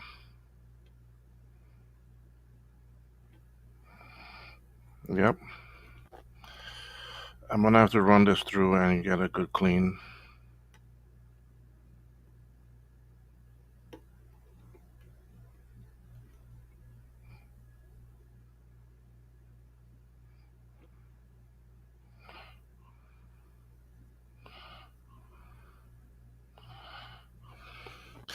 Alright, there's only one little chip left.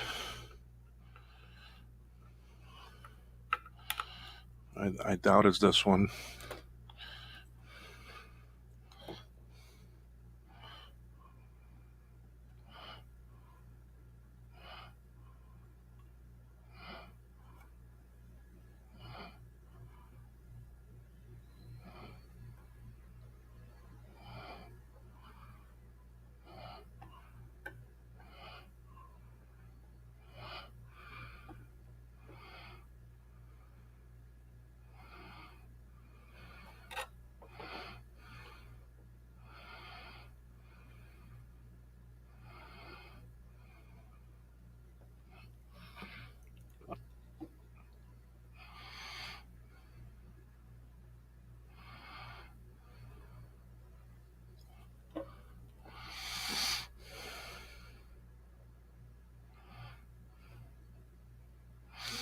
All right, didn't find anything. Oh boy, this is annoying. This is the difficultness of these boards. I had a spare board. Where did I put it?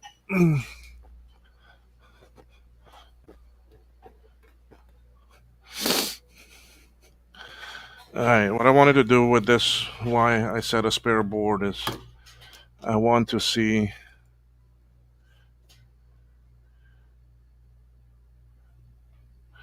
Yeah, Frodo, that's what I'm saying. That's why I want to run it through the ultrasonic cleaner, try to get all that flux off. All right, but before I do that, I wanna compare with this one. I'm gonna just make sure that I have all of these positioned at the right angle, where the notch is, where the notch of the PLC. So that should be up here. Okay, up here, down in that corner, down in the corner, opposite corner, up here. So all those are good. The glue should be up here. It is. The mat there, and that one there. Yes, all those are correct.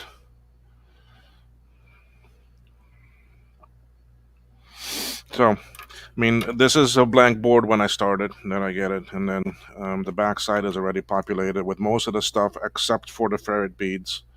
The actually ferrite beads I need to move from the old board to the new one. So anyway, so I'm gonna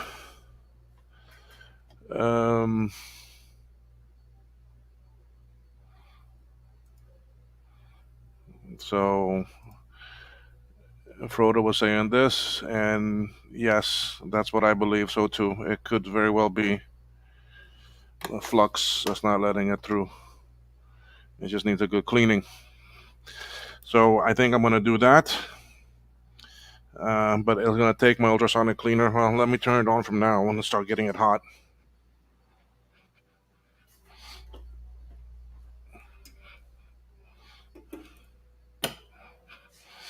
Because it is at 26 Celsius and I need to get it up to about 40, 45. Then I normally let the board soak a little bit. So I'm not gonna bother putting the chips in right now because I need them out anyway for the ultrasonic cleaning. So I cannot test this one.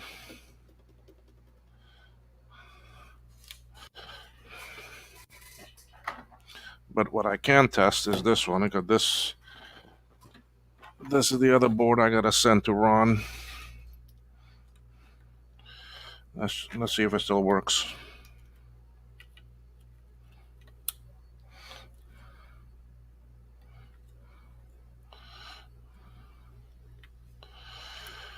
What else do I need?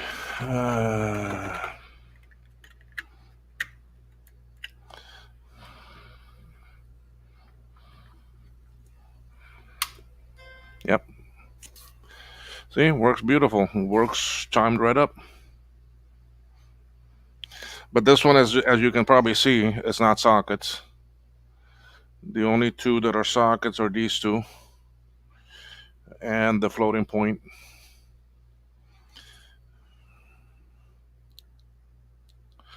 Because at that time, why I didn't do this one socket is because I didn't have any of these PLC 44s. I didn't have any. So I didn't socket it. But since I have the ultrasonic going, I'm going to clean this one too for Ron, because this is the one I need to send to him. So this one is booting. This one is coming straight right up, as you see. So yeah, the camera, you can still see a little bit of it here. So let's see, here we go.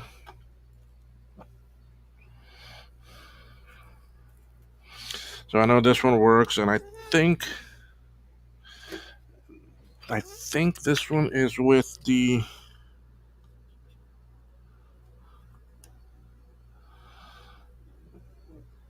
no, this has the Apple original RTC chip in it. It's this one. It's in this one that I have the actually ATtiny. Yeah, this is the Atmel ATtiny chip that I made. This other board.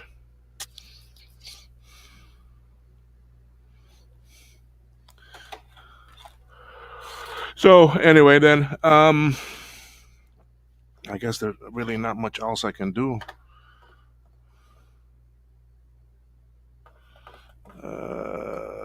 Let's shut this down. Okay, there we go.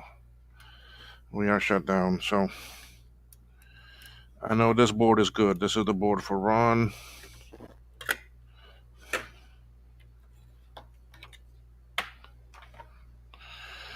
So let's take out this RAM also.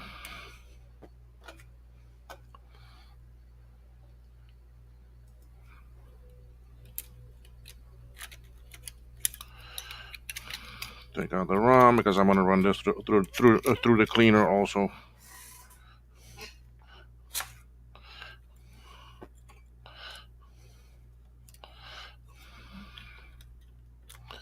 Okay, so I got two boards in to go and clean. I have his and I have mine. This one is my board. My original one for this SE30 case that's up here on the bench.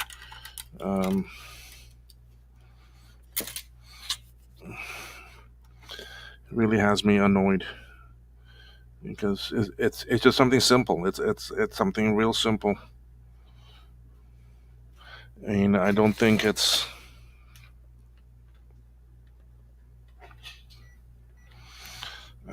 any fuse problem or anything.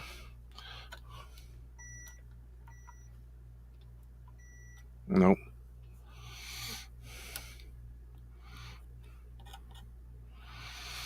And the caps are all on good. I mean, this board was working. This board ran fine before I took off the chip, so I know it's not.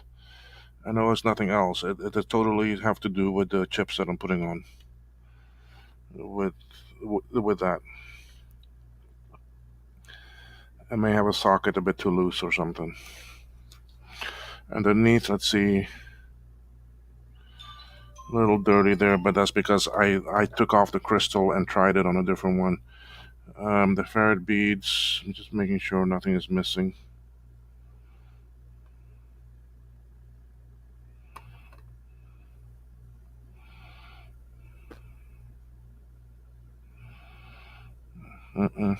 Nothing missing.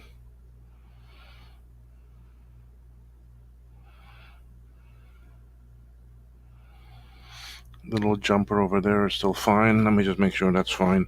There was a broken trace over here that I had to fix. The sound chip wasn't getting power, so I had to run.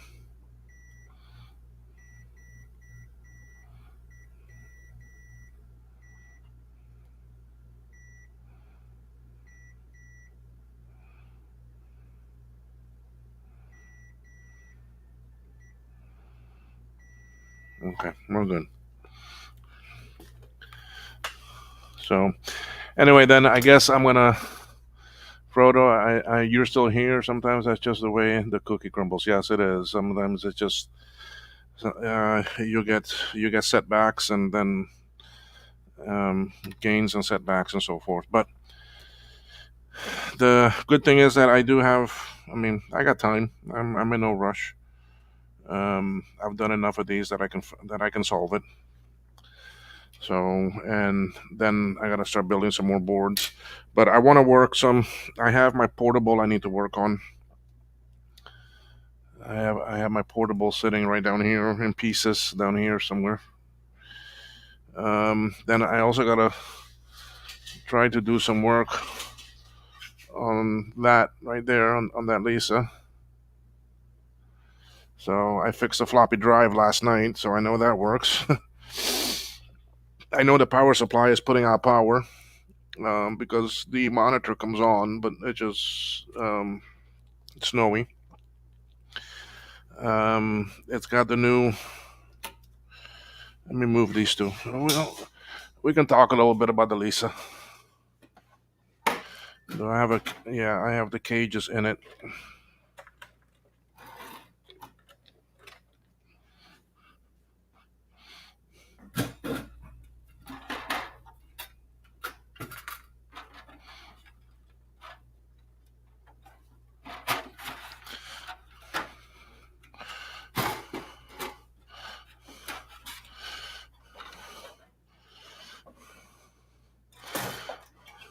Oops.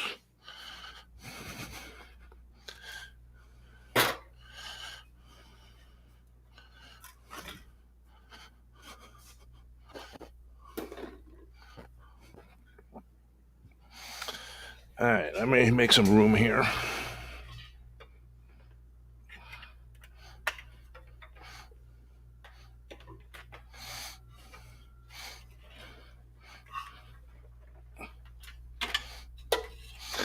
So, Lisa time. Let's take a look. Okay, so you can't really tell, but I have the brand new Frodo. I don't think you were watching my videos and that when I first started working on this Lisa. A while back when I came back from actually Florida, I brought some of these boards with me.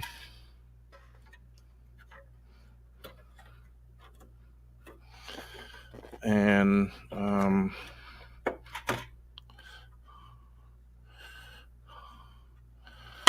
okay, come on.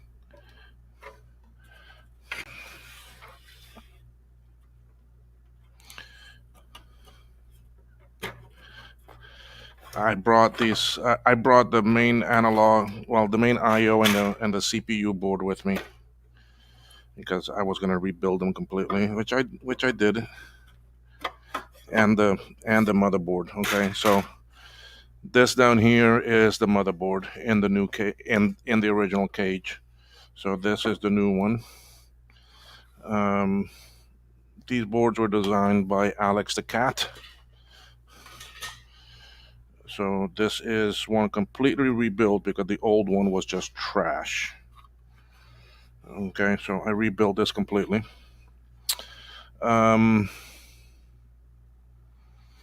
But I don't know if I'm getting power on it because when I turn it on, I haven't done any testing yet. I haven't done any testing yet with actually this.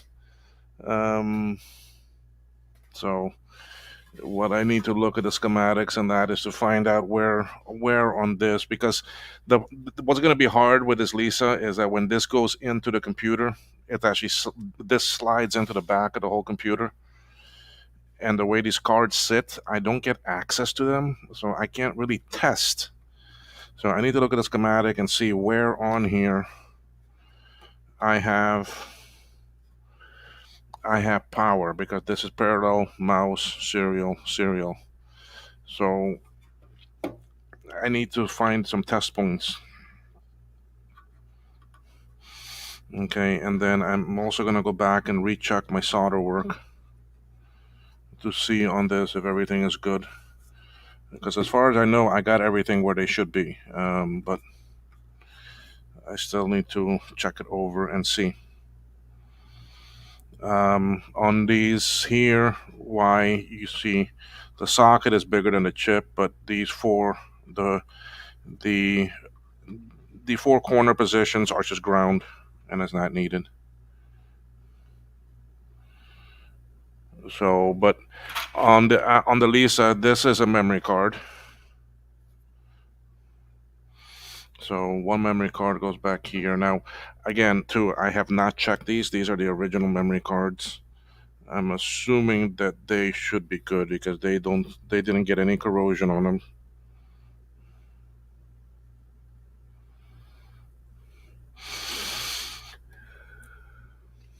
There are some axial capacitors, but they all look good. 2, 3, 4, 5, 6 of them. So when I slide this in back here, this one goes here.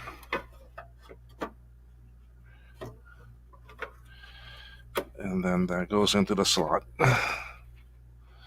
And this next one.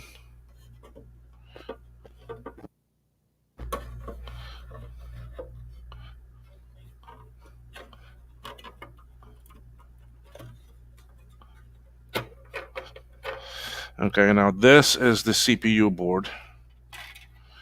This is the original one. I did not rebuild it. See? And out of this one is the best looking one. I'm looking down here at this edge connector. and I don't see any major corrosion. So I'm assuming this board is going to be in pretty good shape. I don't. Couple botches that they ran. 1, 2, 3. That's all I see. On the backside, there aren't any.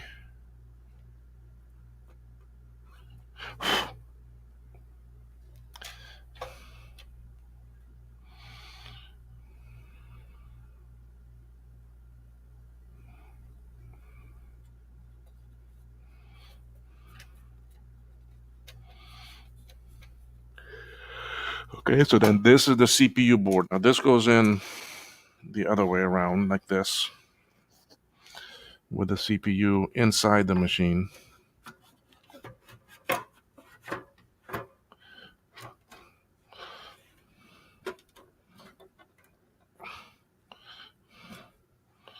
Okay, and so that's in the edge connector. And then this is the I/O board, but this is one. This is not my rebuilt I/O board. This is the.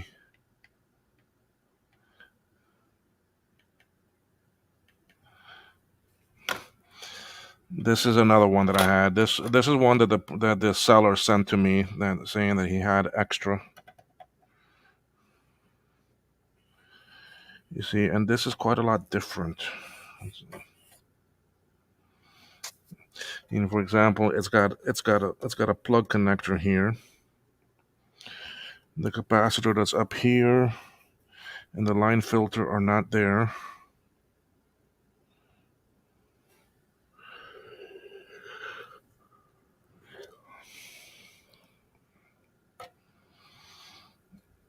There are totally some extra chips. See, and this is the A204033A board.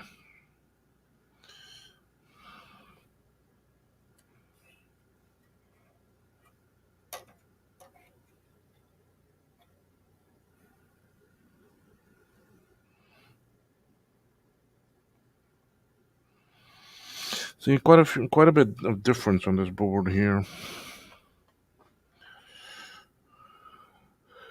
Not too much, but still, I mean, compare this one to the rebuilt board. This is a rebuilt.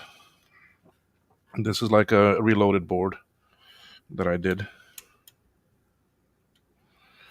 Again, too, this is by Alex the cat. Redesigned these. So this is like the original board that was in here that I took out. Okay, so, but it just doesn't have the battery. These spots are empty because there's nothing that goes there. Okay, there's a couple spots that are empty. Now, it could be that it's not working because some of these chips were the original ones that I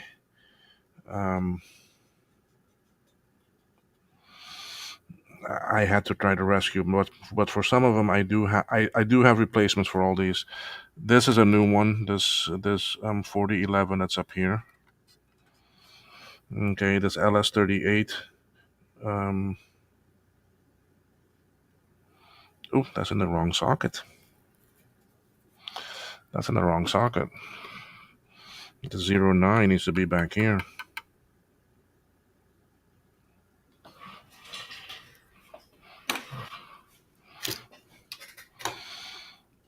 I can't read the number, so I need to go to the scope.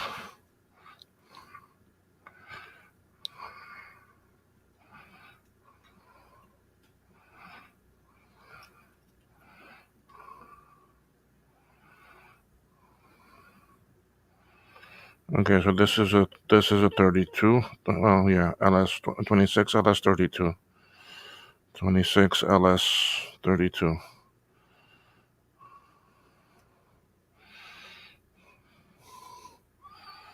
This is a 26 LS 30. Up here is the mistake.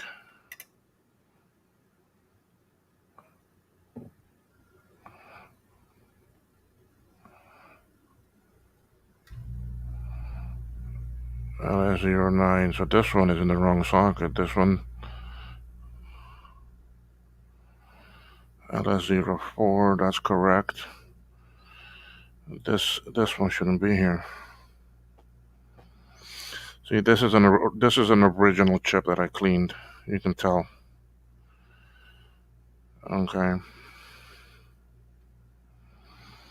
So I need to find what I did with the original 38. I need to find out what I did with that. Now I have some up here. Maybe that 38 was way too trashed.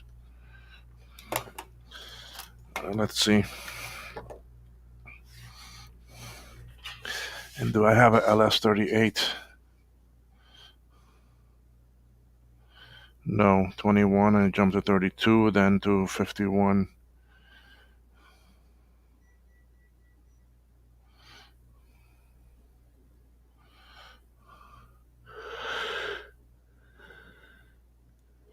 But I did buy some specialized chips, so. Okay, that's a 4011 that I replaced. See, there's my 38. Look how bad that is.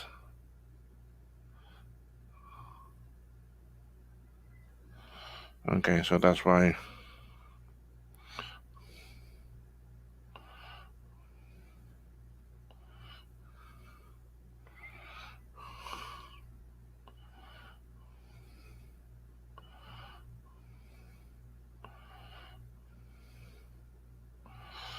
This is the 1489. Yes, I got a new 1489. So those two I got new. So that's where my 38 is. I do. I have a special bag here, some goodies that I had that took me a long time. Well, it was kind of difficult to find these.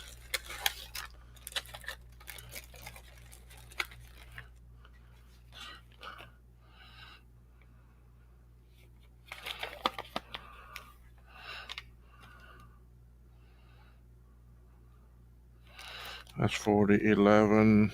Ah, there they are right there. 4011. Okay. Found it. Could this be why the Lisa wouldn't boot? Just one chip being wrong. See, this is 38. And that's what I need, right? Yes, 38.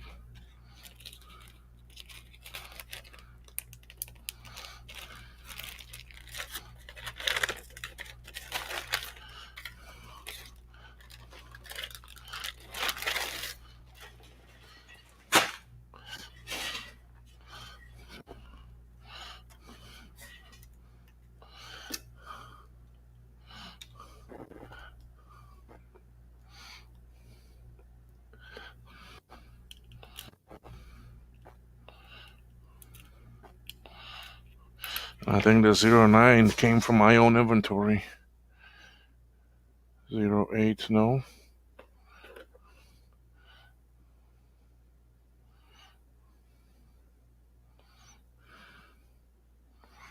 Hmm.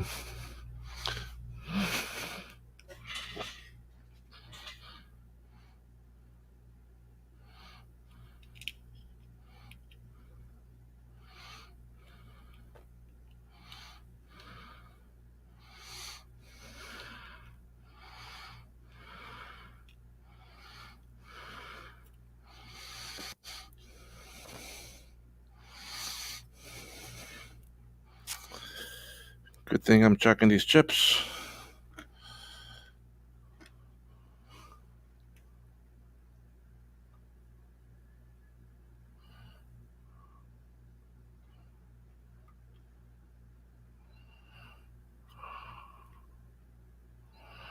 $14.89, $14.89.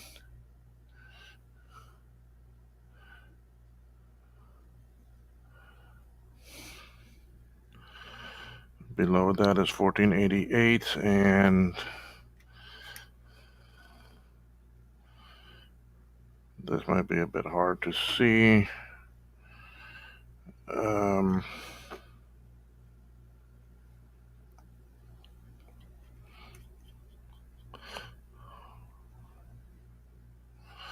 And this is hard to see, but I remember seeing it on there that is the correct one, because this was an actually original chip. It's not a new one that I put there.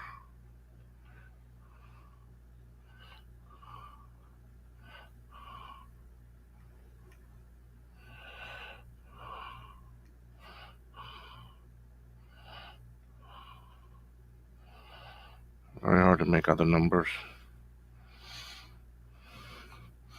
But anyway, this is.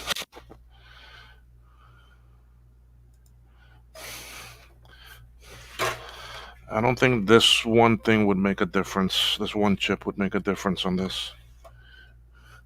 But then this card slides in right here.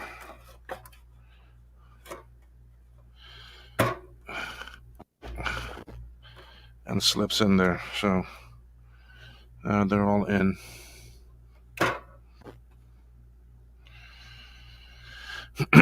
I doubt that makes a difference. I really doubt it.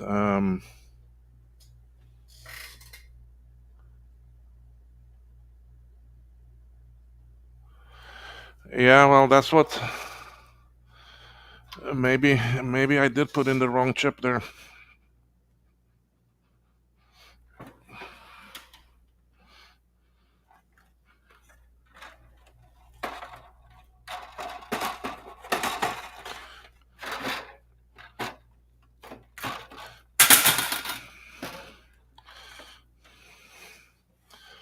But I don't think that's going to be the only problem.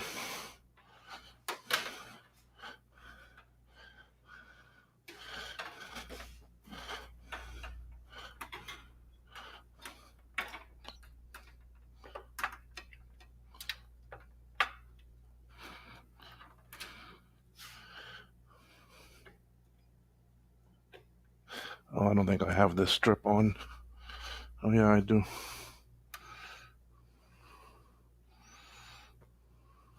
Let me see. Okay.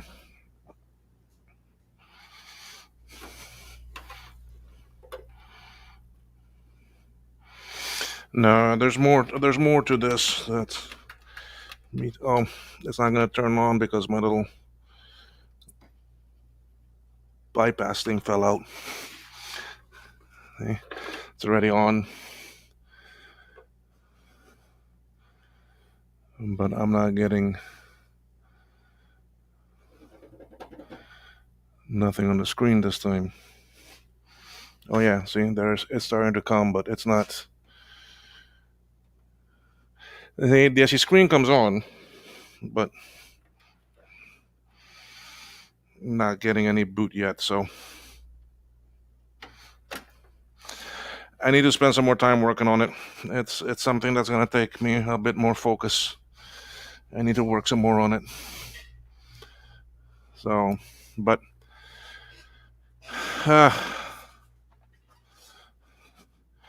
see, and I do have one whole other cage here, boards for it, and another one. So, and I have a bunch of new memory boards. These are things you haven't seen yet, Frodo, because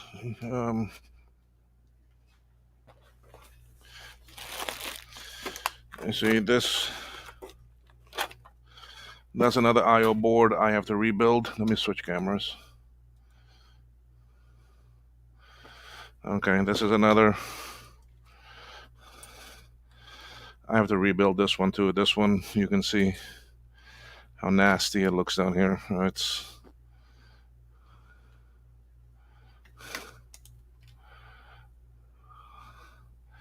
so because I do have two of these machines. So this is a new CPU board, but it's a reloaded board, and I don't think I need to rebuild this one. This is a spare memory card. This is the parallel card redesign. That's the power supply, but this is no good no more. The creator says, please do not use this one. He has completely redesigned it. That's another memory card. That's another memory card. These are some parts for the Lisa I/O. This is Lisa IO. Yeah, these are more. This is the SCSI board. I have not made it yet. I'm like, well, why go make it yet? I need a working Lisa first. This is stuff for the motherboard of the Lisa. What is in here? Oh, 2 fans. What's in here?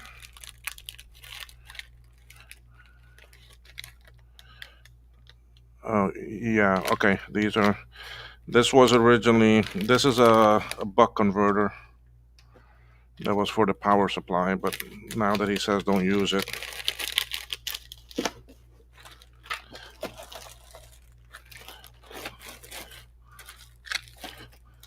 So I do have a lot of little things here for the Lisa to when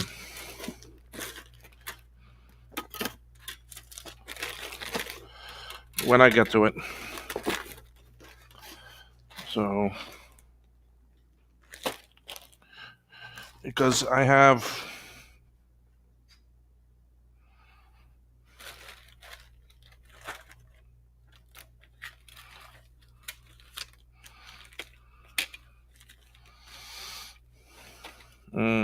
done. I'm trying to find something here. See, this is another motherboard. This is another one of the motherboards. This is still actually original. The only thing I changed in this was the actually slot here. So this is an actually original. Maybe I should put this in a cage and try it. Because then I'll know if it's a problem with my motherboard if it fires up, right? Because I have one cage here without this in it.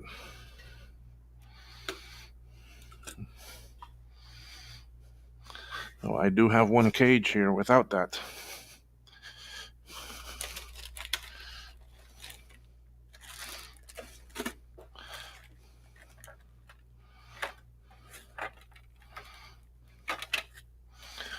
Where are you? Where's the cage without it?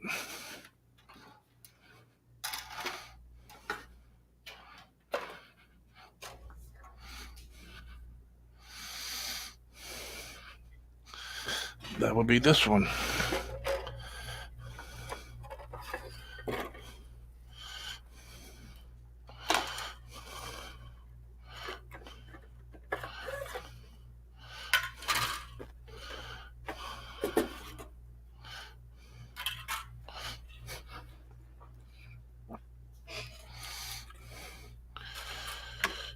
Okay, so let's take this cage apart. We'll put that motherboard in it.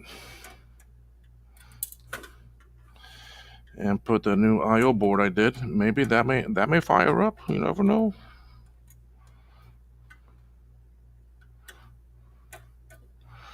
But again, too, I have not checked anything on this Lisa. Okay, I have not taken it apart to check anything. All I know is the power supply is coming on. It's not blowing up, and it's sending power to the video because the screen at least comes on white.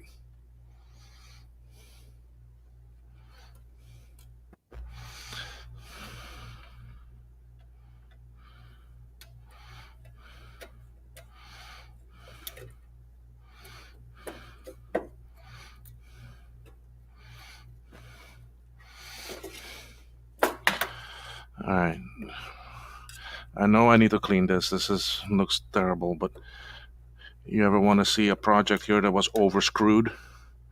I mean, look at the amount of screws they got on this thing just to hold this motherboard down. And on the redesigned one, I can't put in half of these ones on the ports.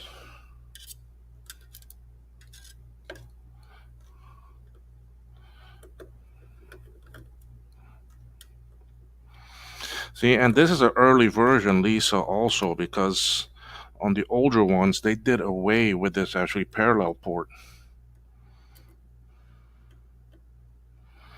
Hence why you needed a parallel board.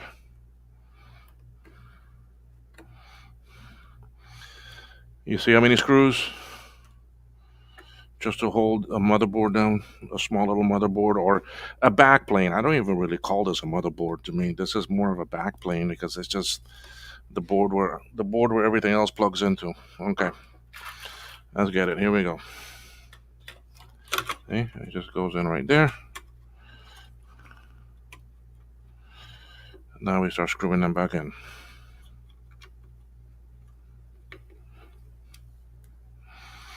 I'm not tightening it yet because I need to make sure it sits good.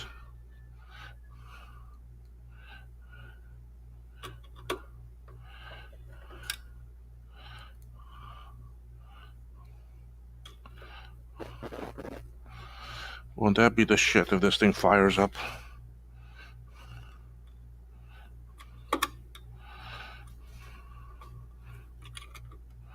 Okay, I can tighten now. I got enough of them in.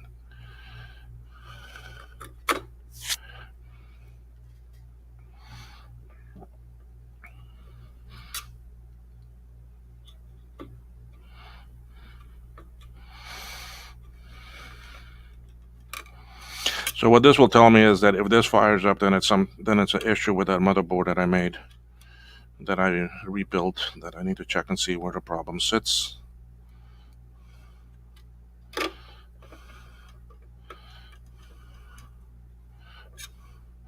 You never know, it may work.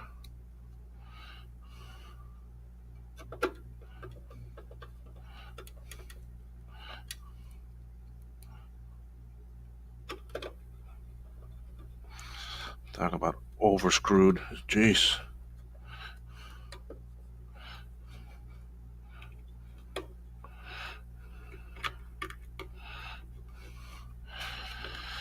Okay, and I got 4 more.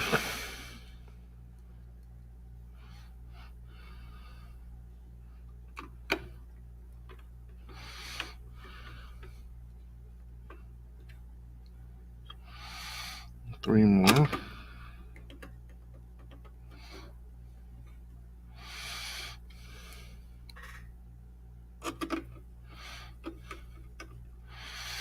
Alright, where's that other one go?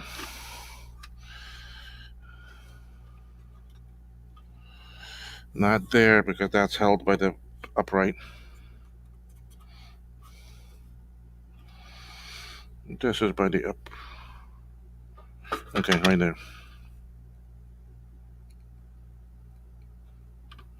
I looked at that, but then I was like, no, that's for the upright, but no, it's not. Alright, let's get that other piece back on now.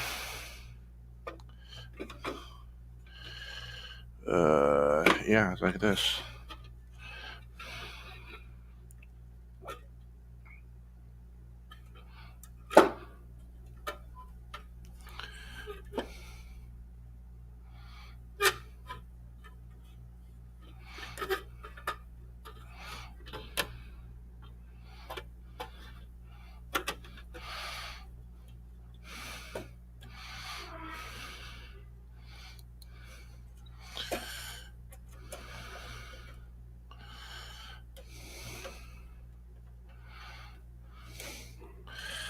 I would be surprised if this thing fires up.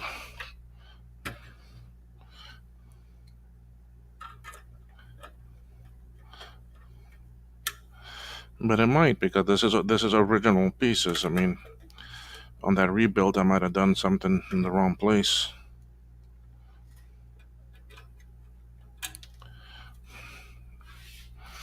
Might have a resistor or something in the wrong place, or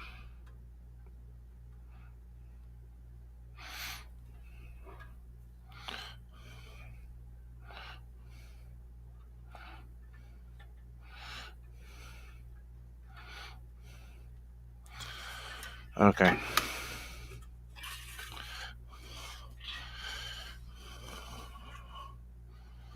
All those look clean. That other one look clean. Let's put this memory in. G. Okay.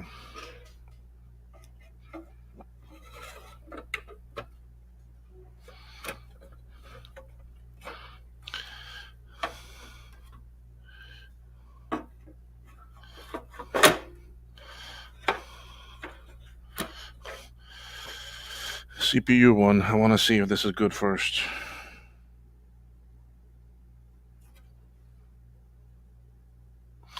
I try it. So CPU goes in like this anyway.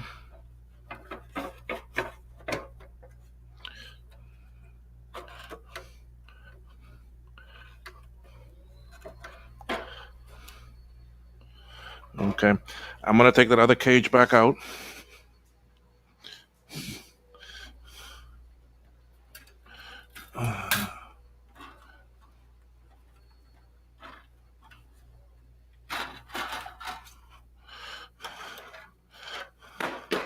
I need this board.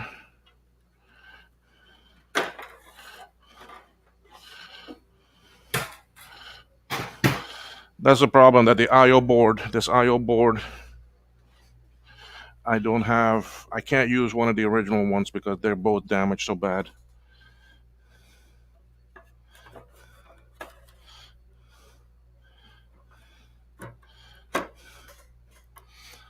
Okay. Shall we try? Shall we see what we get?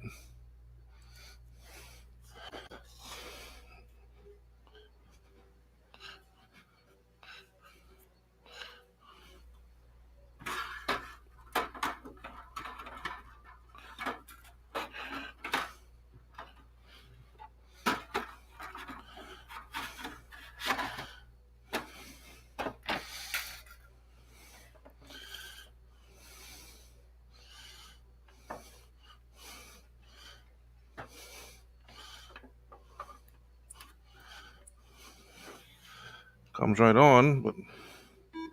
Huh? Did y'all hear that? I got a beep beep. I got a beep beep.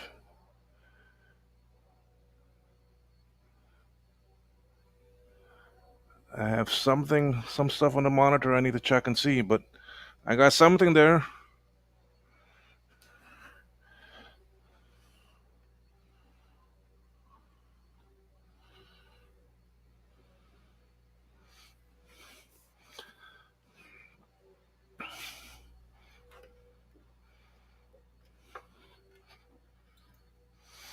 Because I took out the switch thing,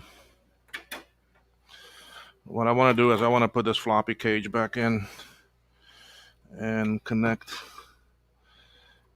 this back up. Floppy disk. This is hard drive.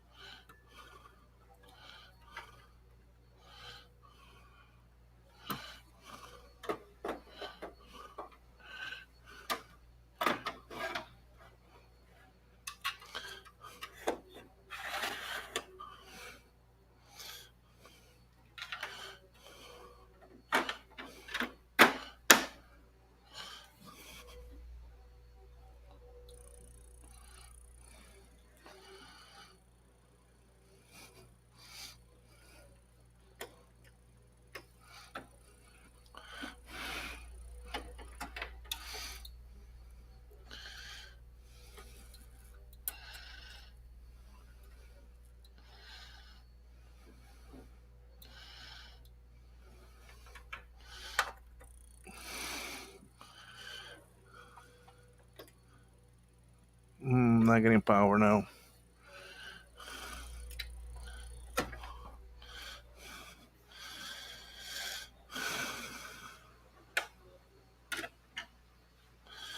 I mean, there's a switch up here too that this thing will not come on unless it's in.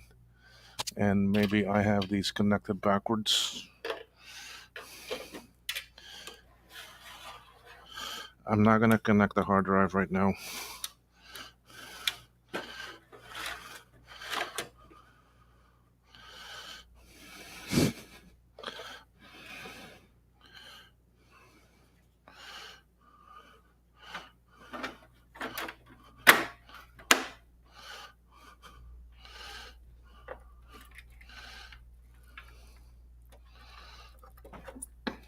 There.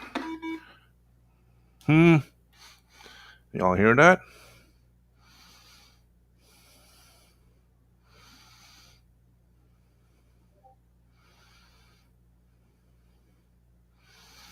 See, I'm getting a little bit of video, but it's got garbage on it.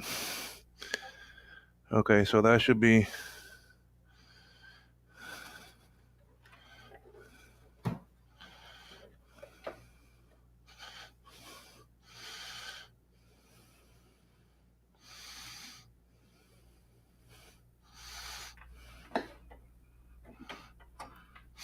All right, I'm not want to mess around with it, shaking it there. There's some stuff with the power supply, so I need to work with that power supply. So yes, I'm getting some beep beep. So I guess it is something with this. I need to check this motherboard I made. So I'm gonna bring this and I'm gonna work on this today, and see. Could be something there with that. And again, too, remember that I'm using that new actually I/O board. I'm using that new I/O board that I made, so there may be some issues on that too of why it's not coming up right. Were you able to see, Frodo? Were you able to at least see the monitor of the Lisa?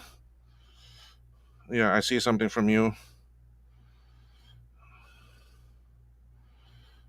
Oh, that's that Apple Lisa that was on there. That, yeah, I saw that on eBay also. But the thing, when you look at it, it is just a shell. There is no floppy in it.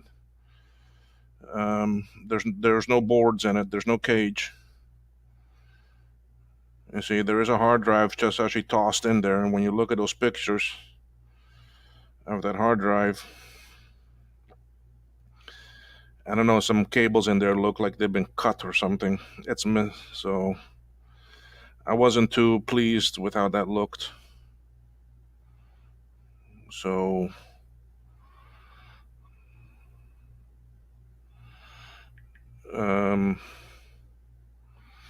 yeah, I wasn't too pleased with it. So that's why I didn't, and I don't feel like spending another $12.50 on just a shell.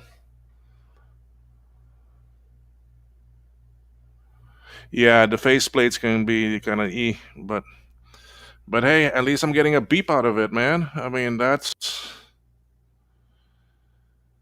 a plus. That's definitely a plus. And those things there, what I'm gonna do, you know what I want to do? I want to take a picture of that screen and send it to Alex the cat, and see if maybe he knows what it could be.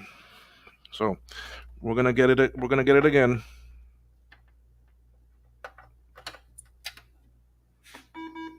Beep beep.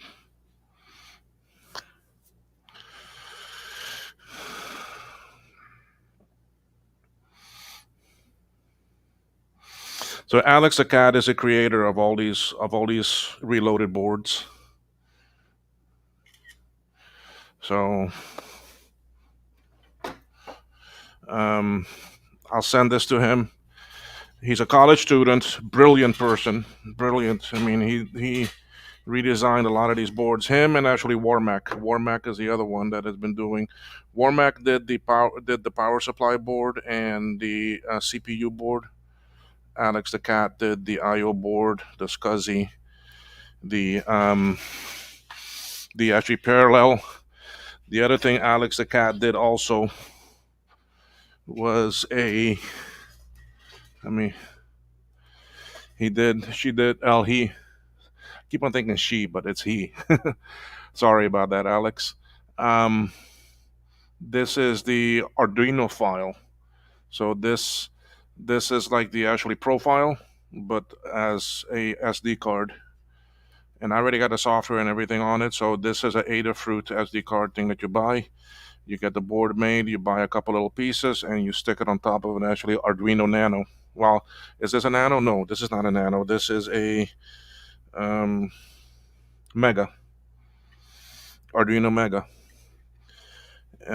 Yes, you do need to provide power to it when you're working with it, connected to the Lisa, and it connects to the parallel port on the Lisa.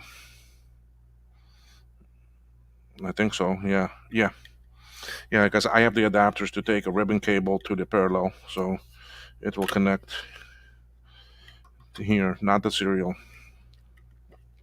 So I have 2 of these made. They were pretty easy to make. You see, here's the other one, but it's not connected to an actually Arduino, and I don't have the second Adafruit SD card reader. But this is it here. So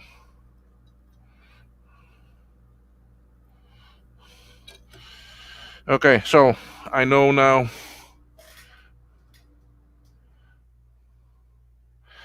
Frodo, the 2 SI boards, there's no 100% replacement yet, the same way as which will work with this connector and so forth. What there is an adapter board. Basically, the metal frame, you can actually cut that out, and there's a very small little adapter thing that you can put in there, and then you put an actually you put a Pico actually ATX in there, but you need the proper Pico ATX, and then you buy a 12-volt DC brick, a power brick, and you put that inside there too. Then you have just a round cylinder barrel connector coming out the back, so you can enclose it all within the same case, and then that basically gives you a new power supply. It does have soft power and everything, but it uses an actually Pico ATX. That's one method that there is. I have ordered the boards. I've ordered the boards and the parts for me to make them, and actually have them actually available. So now that should work for the SI, CI, maybe even the LC. But the LC, you may have to leave the power brick outside then instead of inside the case. I'm trying to do it in a way that hold on.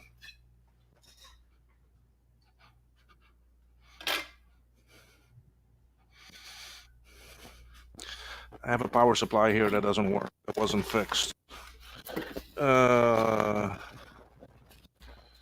Fixed.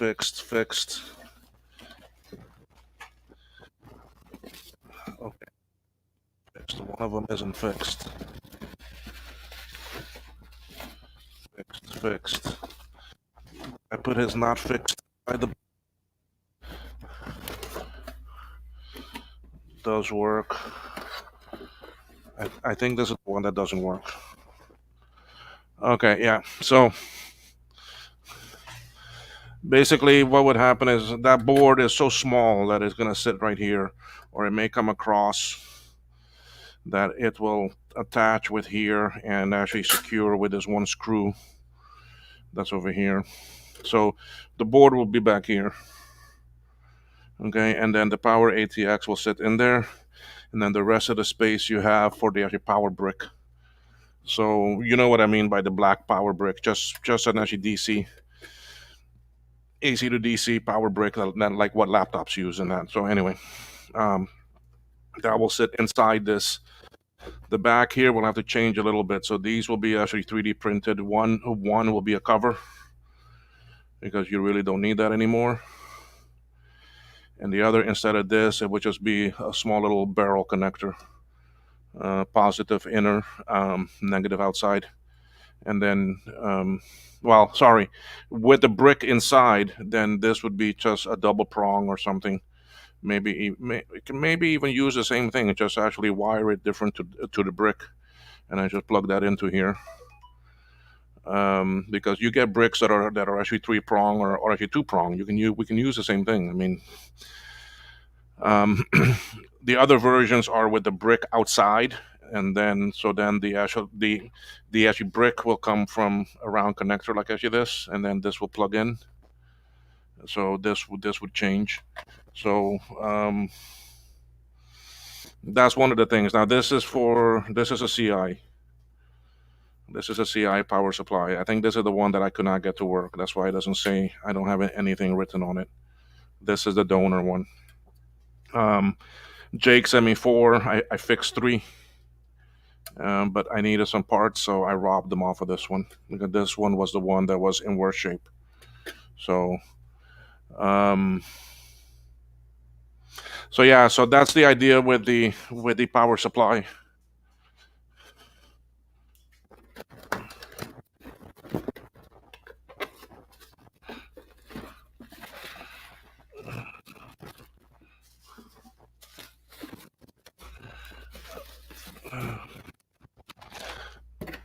I have boxes over here of all my things that I have fixed that I need to send out to people. So, but anyway, yeah, I hope that helps you with an idea about the power supply of actually what's coming.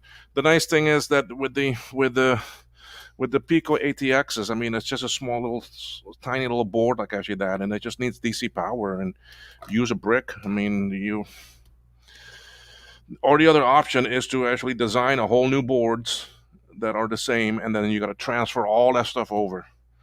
And really, you don't need all that crap. You don't need. But then again, people want to keep it actually unique and the same and so forth. So I can see why some may want an original power supply or as close to original as possible.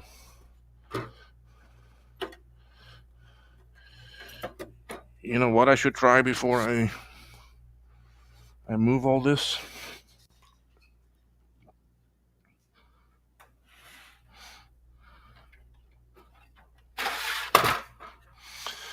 Because on this, I'm using a different CPU board. So let's bring this CPU board to this motherboard. Let's take this I/O because I know this is somewhat working.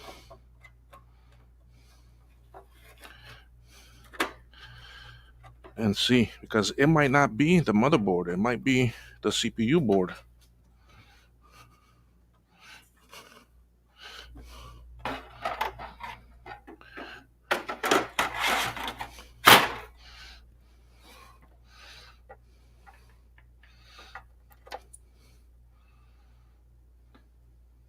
No, I'm not getting beep beep.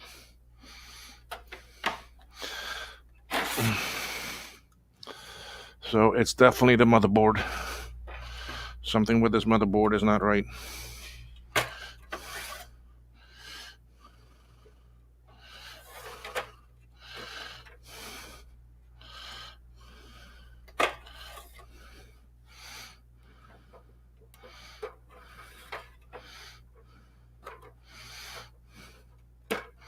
So when I go back to this other board now, so this is the other motherboard, the CPU, memory, and video card and I/O.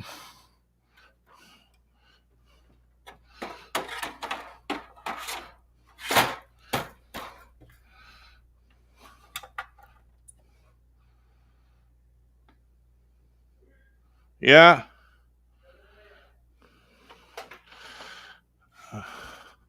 All right, give me 1 second here, guys. I gotta go check on something. Gardner calling me.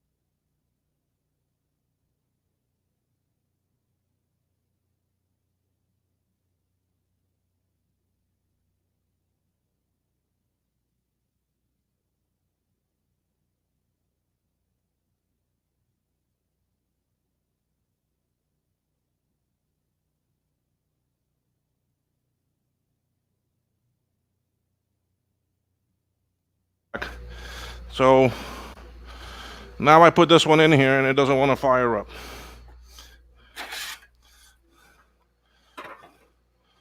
Maybe I did not seat something correctly.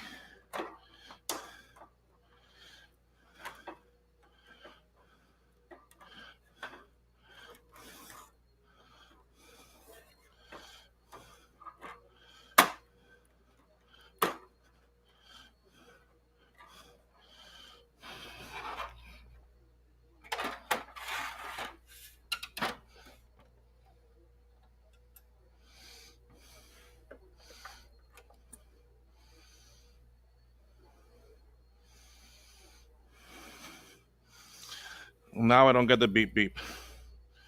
What did I do?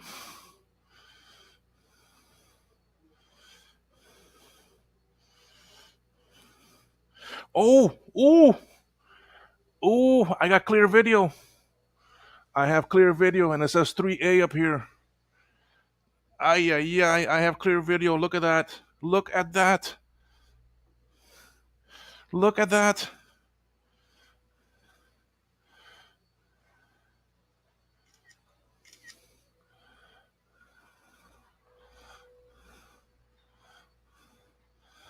Look at that. I have clear video, but I didn't get beep beep. I don't know what the 3A means.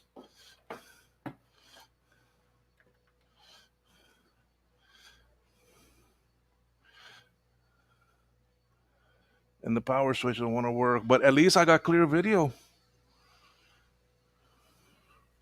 3A might be something with the memory card, so I need to find out what it is. So, oh my God, this thing is working. This thing is working. Oh my God, I can't believe that. Sorry, I had to disappear there, but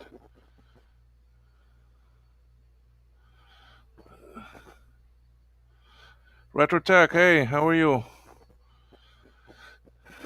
Sorry, I didn't see earlier that you were in. So the Lisa's coming on, but I'm not getting that beep beep that I was getting earlier. I don't know what happened.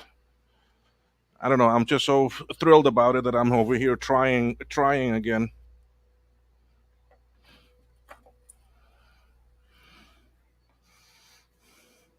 It might be a memory card thing because 3A could be an error with the memory card, but I've got clear video. I mean, I've got the actually gray down here. I've got the lighter bar, and up here it's saying actually 3A.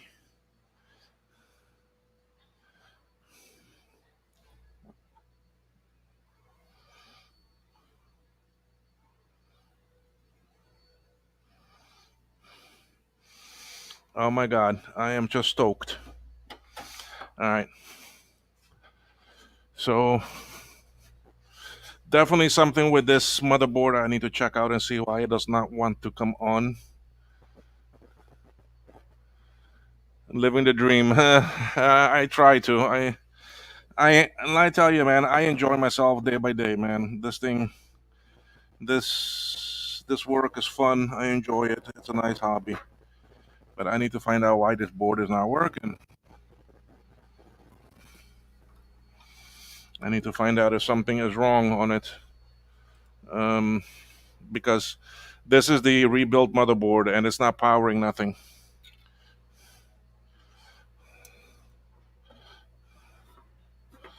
So knowing if that works, we're gonna experiment a bit more, y'all. I'm gonna try.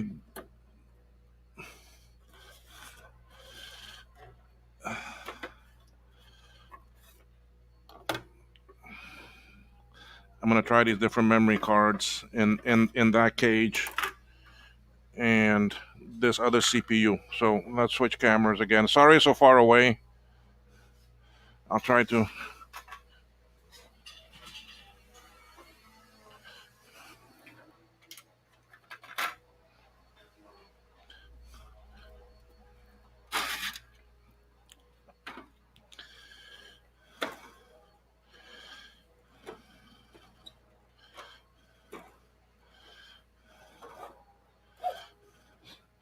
I know that's a good memory card, I think.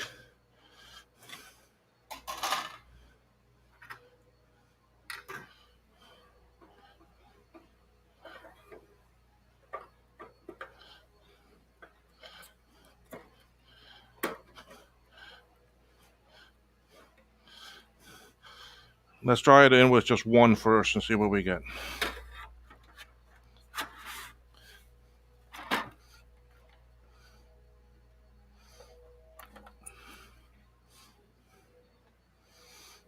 I'm not getting the beep beep.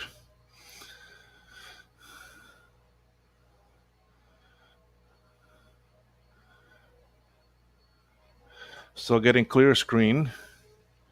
And it still says 3A. Okay, so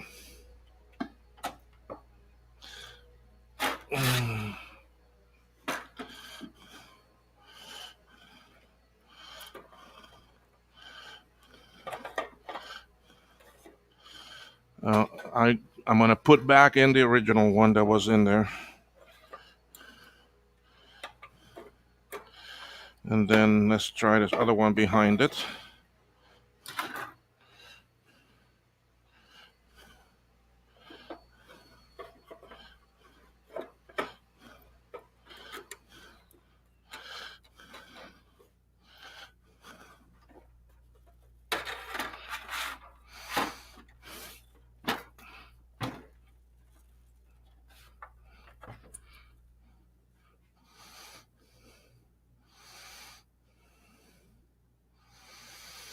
Did not get beep beep, but clear screen bar, and still says 3A.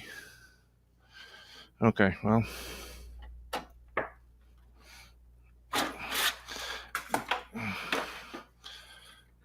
It may not be nothing with the memory. It may be something with the CPU board, or it may even be the I/O board. I mean, remember, this is a brand new I/O board that I made. So let's try a different CPU board.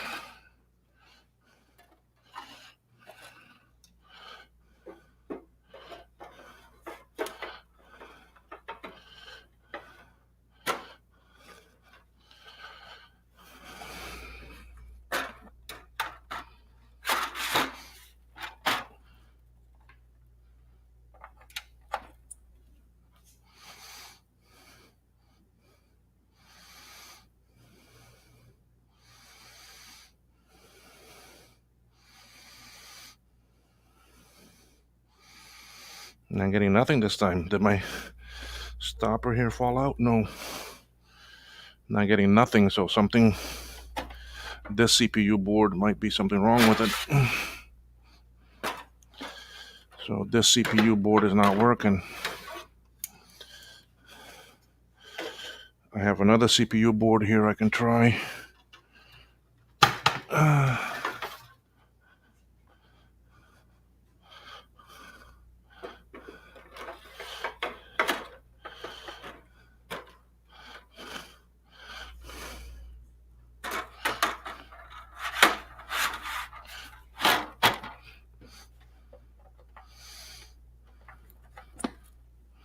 This time, and I get beep beep.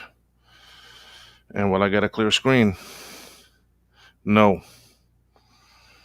No, not a clear screen. But I get the beep beep.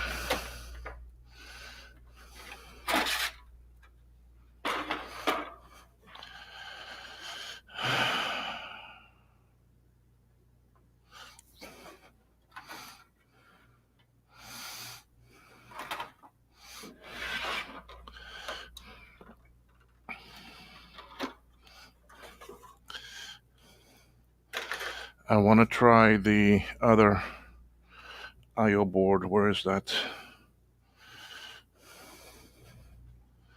Where did I put that other I/O board? The one I had earlier.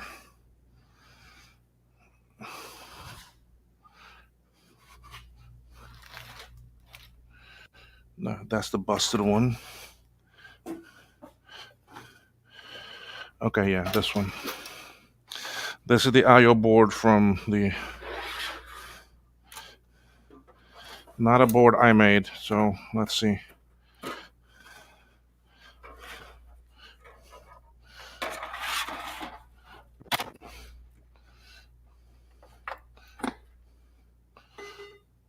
A different tone now. It's a different pitch.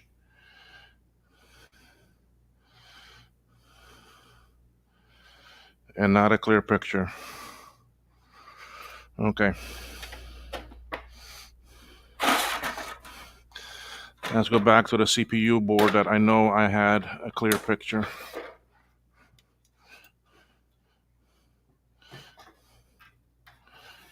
That was this one.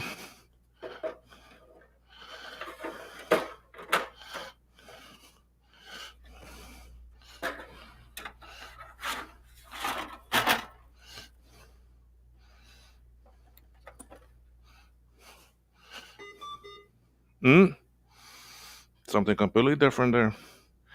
It's booting. That's it. Look at that. Look at that. Look at that. Something, well, it's not booting, but at least I got something that says 52 now. IO 52. Still has the 3A.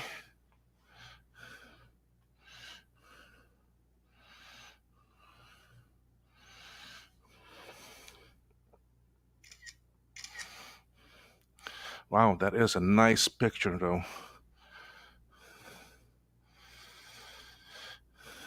Okay.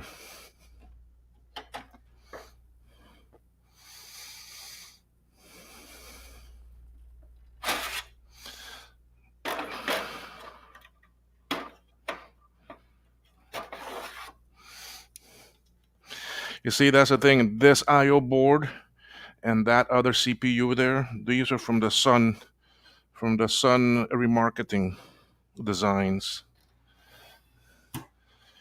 You see, because this cage here is an aftermarket cage, because this back plane here is different. This frame, it will not fit in this machine good. And like I said, you're missing a port, you see? You're missing the actually parallel port.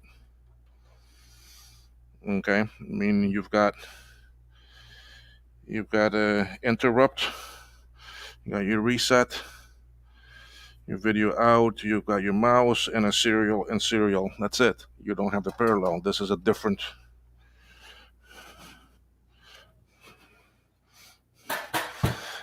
And if I try to put that board in this machine, it will not fit. But that's with the IO board from the Sun Micro, from the Sun Remarketing. This is the IO board I built. So we're gonna try this in here again.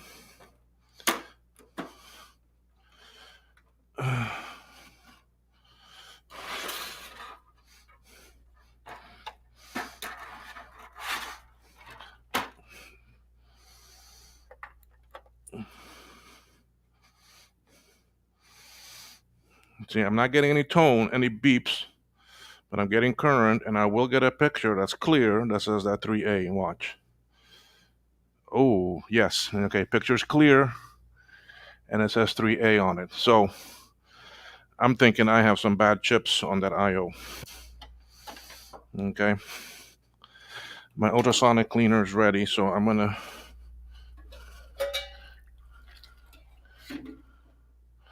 I'm not gonna start it yet. I like to get my boards to sit in there for a little bit in that hot water and loosen up some of that flux. So anyway, okay, what's happening here? Greeting. Okay, power supply. Yep, it does. Thank you. Well done. Good work. Will living the dream. That's awesome, though. Oh wow. Yeah. At least I'm getting some life out of the Lisa, so I feel a bit better now with that. But I'm gonna end the stream because it's 5:37 Eastern time, 4:37 for me, and been on for a while, and I need to send an email to Alex asking him what these things could be, and try to determine what could be the issue here. So, but anyway, those of you that joined, thank you so much. I'll be on Trina's stream later tonight, and that's at 7:30, so that's only 3 hours away. Maybe I'll have some answer on this Lisa thing. I don't know, but this gives me a little bit of encouragement and positive movement. So while I wait for these SE30 boards to do their thing, I'll work on this Lisa a little bit. So anyway, thank you, folks. Thank you for watching. Frodo, thank you. Retro, if you're still there, thank you also. Always enjoy the company and the actually feedback. That's one of the nice things with these actually live shows, is to have the feedback. What is looking blue over here? I guess that's just, oh, over here, that's just my coffee cup reflection. I was wondering what was blue. Anyway, thank you, and we'll see you all. If y'all are on actually Trina's stream later, I'll talk to you all and see you all there. Okay, thank you. Bye.